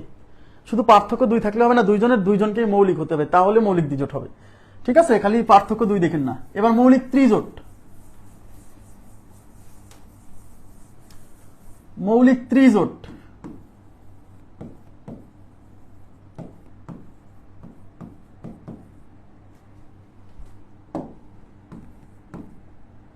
মৌলিক ত্রিজোট পরপর 3টি মৌলিক সংখ্যার পার্থক্য 2, পর্যায়ক্রমে 2 হলে সেটা মৌলিক ত্রিজোট হবে। পরপর 3টি, ত্রি মানে 3, দ্বি মানে 2, দ্বিজোটে 2টা মৌলিক সংখ্যা, ত্রিজোটে 3টা মৌলিক সংখ্যা। আর সংখ্যা জগতে মৌলিক ত্রিজোট একটাই, সেটা হচ্ছে 3, 5, 7 এই একটাই মৌলিক ত্রিজোট, আর কোনো মৌলিক ত্রিজোট নেই। হ্যাঁ, মৌলিক ত্রিজোট সংখ্যা জগতে একটাই, 3, 5, 7, এর বাইরে আর কোনো মৌলিক ত্রিজোট নাই। মনে থাকবে? ক্লিয়ার বিষয়টা? আশা করি বুঝতে পারছেন। তাহলে মৌলিক দ্বিজোট আর মৌলিক ত্রিজোটের কনসেপ্টে গেল। তাহলে 3, 5, 7 দেখেন, 3 এর সাথে 5 এর পার্থক্য 2, 5 এর সাথে 7 এর পার্থক্য 2, পরপর 3টি মৌলিক সংখ্যার পার্থক্য পর্যায়ক্রমে যদি 2 করে হয় তাহলে এরা মৌলিক ত্রিজোট গঠন করে। আচ্ছা, তাহলে মৌলিক ত্রিজোট গেল। এইবার আমি আপনাদেরকে একটা হোমওয়ার্ক দিব। এই হোমওয়ার্কটা যারা প্র্যাকটিস করবে তারা আজকের ক্লাসটা মানে এনজয় করবে। হোমওয়ার্ক না করলে হবে না কিন্তু।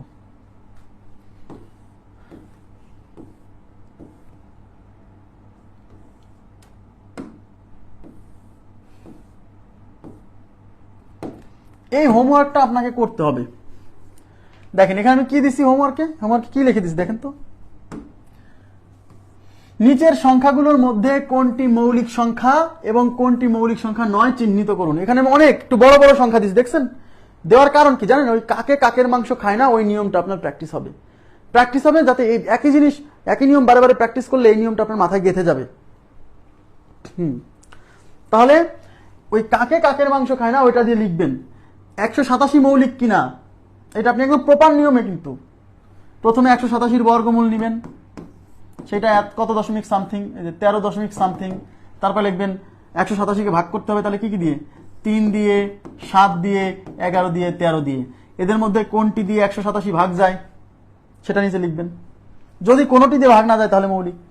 এভাবে চেক করবেন, প্রত্যেকটা চেক করবেন, চেক করে কোনটা মৌলিক কোনটা মৌলিক নয় এটা আপনি চেক করে রাখবেন। এটা কেউ কোনো ক্যালকুলেটর ব্যবহার করবেন না, হাতে প্র্যাকটিস করবেন। এতে বিভাজ্যতার নীতিও টেস্ট হয়ে যাবে, কাকের মাংস খায় না ওই নিয়মটাও প্র্যাকটিস হয়ে যাবে। এটা আপনি লিখবেন। কালকে ক্লাসে আমি এই হোমওয়ার্কের উত্তর দিব, ক্লাসেই বলে দিব যে কোনটা মৌলিক নয় এবং কোনটা কেন মৌলিক নয়, মানে কত দিয়ে ভাগ গেছে, এটা আমি ক্লাসেই বলে দিব। এই কাজটা করবেন, তাহলে আপনারই উপকার হবে। ঠিক আছে? মৌলিক সংখ্যা রিলেটেড কিছু প্রশ্ন দেওয়া আছে, দেখবেন আপনাদেরকে যে শীটটা দিছি মৌলিক সংখ্যা রিলেটেড কিছু প্রশ্ন দেওয়া আছে, সেখানে অনেক প্রশ্ন আছে, সেগুলো নিজে নিজে সমাধান করার চেষ্টা করবেন। আমি তো কালকে ক্লাসে মৌলিক সংখ্যার যে দ্বিতীয় পার্ট সেখানে আমি এগুলা মানে বিগত সালে আসা প্রশ্ন সলভ করাবো। তো আজকের মতো এই পর্যন্তই রাখবো, কারণ এখানে যদি নতুন কিছু শুরু করি তাহলে আরো মেলা সময় লাগবে। এই জন্য যেমন সেদিন 2 ঘন্টা পড়াতে হয়েছে, কিছু করার ছিল না।